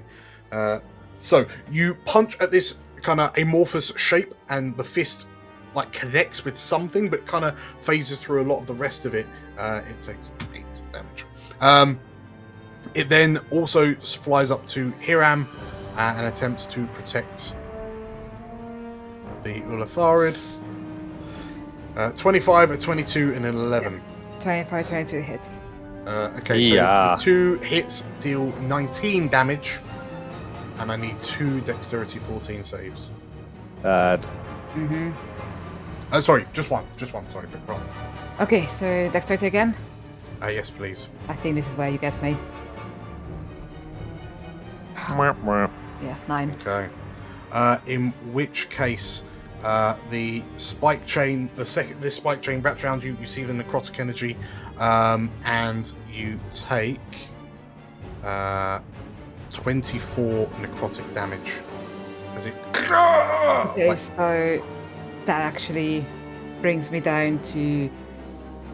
I was full unconscious, but I'm back to 1 hit point. Okay. Oh, Dum. yeah. Okay, so you kind of drop to the floor as the shadows mob you. Hiram, as you hit the ground, there is a noise. A bolt of light flies out from the portal and fire at one of the shadows. Nice. I didn't realize there was a portal. Oh, they can get through. This arrow strikes the shadow, which takes as Hellenis kind of steps through with her holy bow, and holy weapon does an additional 11 damage. So it takes. So as this beam of light strikes the shadow screeches, as it seems to really not like the light. So that's 13, 26, 28 damage in total. And it flies backwards away from Helenus. As Helenus steps out, Drool, are you going through the portal? Drool's going through the portal. Drool, you burst through the portal into this dark, cold world. Hiram's on the ground. There's a massive, giant mind flayer that smells very familiar nearby. It goes straight for the mind flayer. Okay. Well, that's it. And 23. That is a hit. It takes 10 piercing. Yeah. And I assume it gets advantage on the strength save. It does indeed. So Drool jumps at it and, like, because he has to jump to hit the thing which is floating off the ground. It just kind of floats back a little bit, but then regains its composition. In that case, as it gains its composition, suddenly, boom! Another 11 force damage. Okay, it is rocked back and collides with a bookcase and all these dusty old books tumble down. Aaron, are you going through? I think Aaron would take, would look to go through, but would take, before going through it, kind of just a thought, because obviously he's leaving his baby daughter without knowing exactly what's on the other side of this. Well, knowing what's on the other side, but not knowing if it can come back. So I think he'll take a deep breath before he goes through. Sure. And he says, "I'll be back for you," and heads in. Okay. Aaron, as you emerge through the portal, you find yourself in this decrepit version of the tower you were just in. You watch as this dog body slams this floating 9-foot mind flayer. There's shadows with chains swirling about. Hiram's just shackled up by them. Rager stood around like wrestling with this halfling. What do you do? I lean towards the closest one that I've got to, which is this one, and again go for the old stabby stab with the spear. Sure. You'll have to reactivate your ring because a spine shatter dive turns it off. Sure. Is that with the ring? Is that does that take a bonus action to? Yes. As a bonus action, yeah. Right now I'll just go for a stabby stab. Sure. A normal human stabby stab. 22 to hit is a hit. Boom. It does 12 damage. 12 damage. And then a bonus, I will recharge the ring. Cool. Is Axicas going through? Yeah. Okay. Axicas, as you step through the portal into the Shadowfell, taking this kind of corona of arcane power with you, you watch as Aaron kind of dives and jams a spear through the leg of this giant squid-headed humanoid. Well, that is, I suppose that's kind of what I expected. What do I do that's not going to also hurt other people? It would be easy to roll it up, but I feel like that's going to, not be great for some people. Actually, no. I think she's going to look around and there's like, oh, that is not. There's some trouble over there. I still have the spell going, don't I? You do, yes. Still I don't want to go too far, just in case someone decides to be a dick. I'm gonna Ray of Frosted. Okay. I can go wrong. That's a hit. 26. That is definitely a hit. That's just 6. Okay.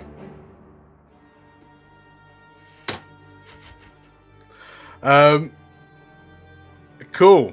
So, Axicas, as you come through and then like the ice forms runes on the ground around your feet, Catcher, you watched as Axicas hurled this mote of fire towards this organ, and there's a part of you that thought, no, as this grand instrument detonated and melted into bits. Exploded and melted into bits, but you watched as the flames washed over Gamrahast. When the flames died away, and everyone started shouting, kind of pointing at the portal, you saw this kind of shape this body on the floor, robes burnt and burning. The staff, the white staff that he was holding in his hand, charred and kind of away from the explosion. As Magnus kind of turns to you and as everyone starts piling in through the portal, the flaming skulls disappear as Gandrahas hits the floor. And as you go to follow Magnus through the portal, you hear a wheeze from the ground. She turns back towards Gandrahas. He looks to you and... Just the Warhounds to save the day. You're too late. They already have their ruler. And he looks up to you, and the back of his hair is burnt away, and his scalp is torched. And he kind of looks up to you with this deranged look. Is your head about to split open and another creature about to pop out? He shakes his head and... I spent so long living in my father's shadow. It seemed apt to give my loyalty to Shah. Oh, Gandrahas, I don't have time to listen to it as she mind walks into him. Oh, wow. Oh wow! He looks. Oh wow! Yeah, he looks shocked and fails the save. I'm just gonna say he fails it. And as you walk into his mind and you hear him, just shut up. This will go quicker. you see like a barrage of memories. A barrage of memories from various points of Gandrahas' life as he lives in the shadow of his father, Vangadahast, who was the much more famous and well-respected Mage Royal of Cormyr. But as you kind of fast forward through the memories, because you can feel this man's life fading away, there is a moment, there is a memory that you see of a prone and magically bound Ezered. And Gandrahas kind of tilts his head and smiles as he floats Ezered through this portal into the Shadowfell. And through the portal you can see a number of kind of tall 9-foot mind flayers nod slowly, and there's a crackle of light from the Shadowfell royal court in the distance. And in your mind you hear, "You have served me well, Gandrahas." And it's the same voice that you heard on the ship the last time you were in the Shadowfell. Gandrahas nods and telepathically replies, "I live to serve you, Lord Iolam."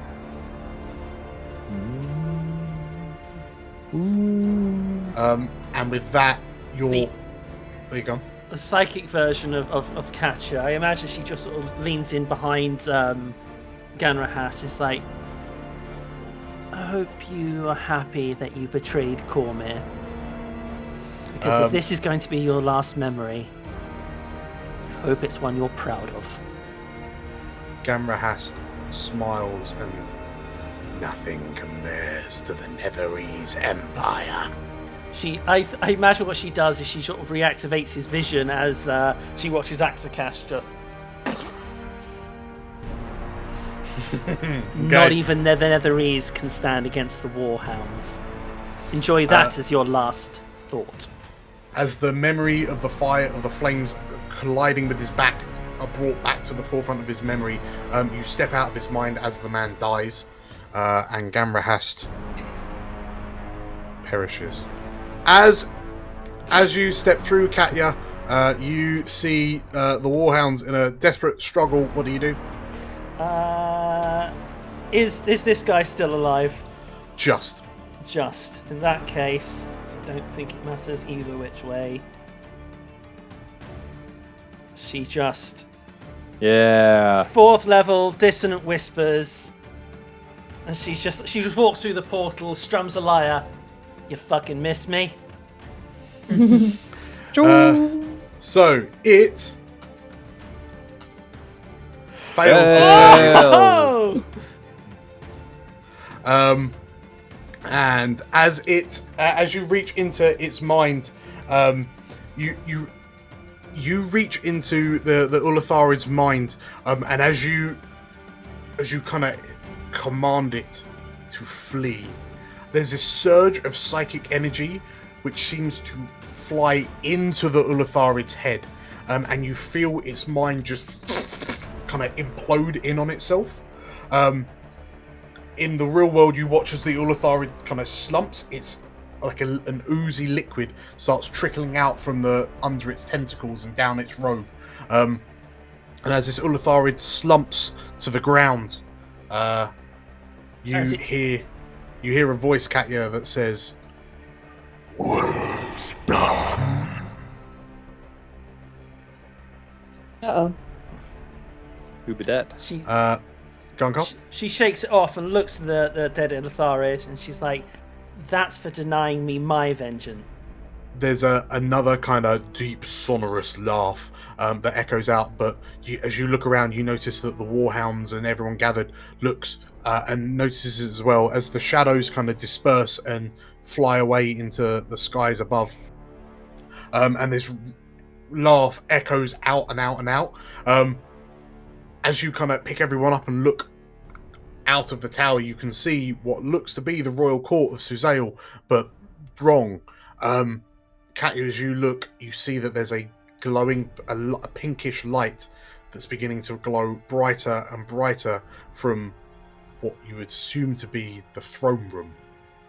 Like what looks to be, geographically, the throne room. The light grows larger and larger, and you feel this intense psychic energy erupt out of the roof of the royal court up into the sky and through the portal, through the rift in the sky into Suzail.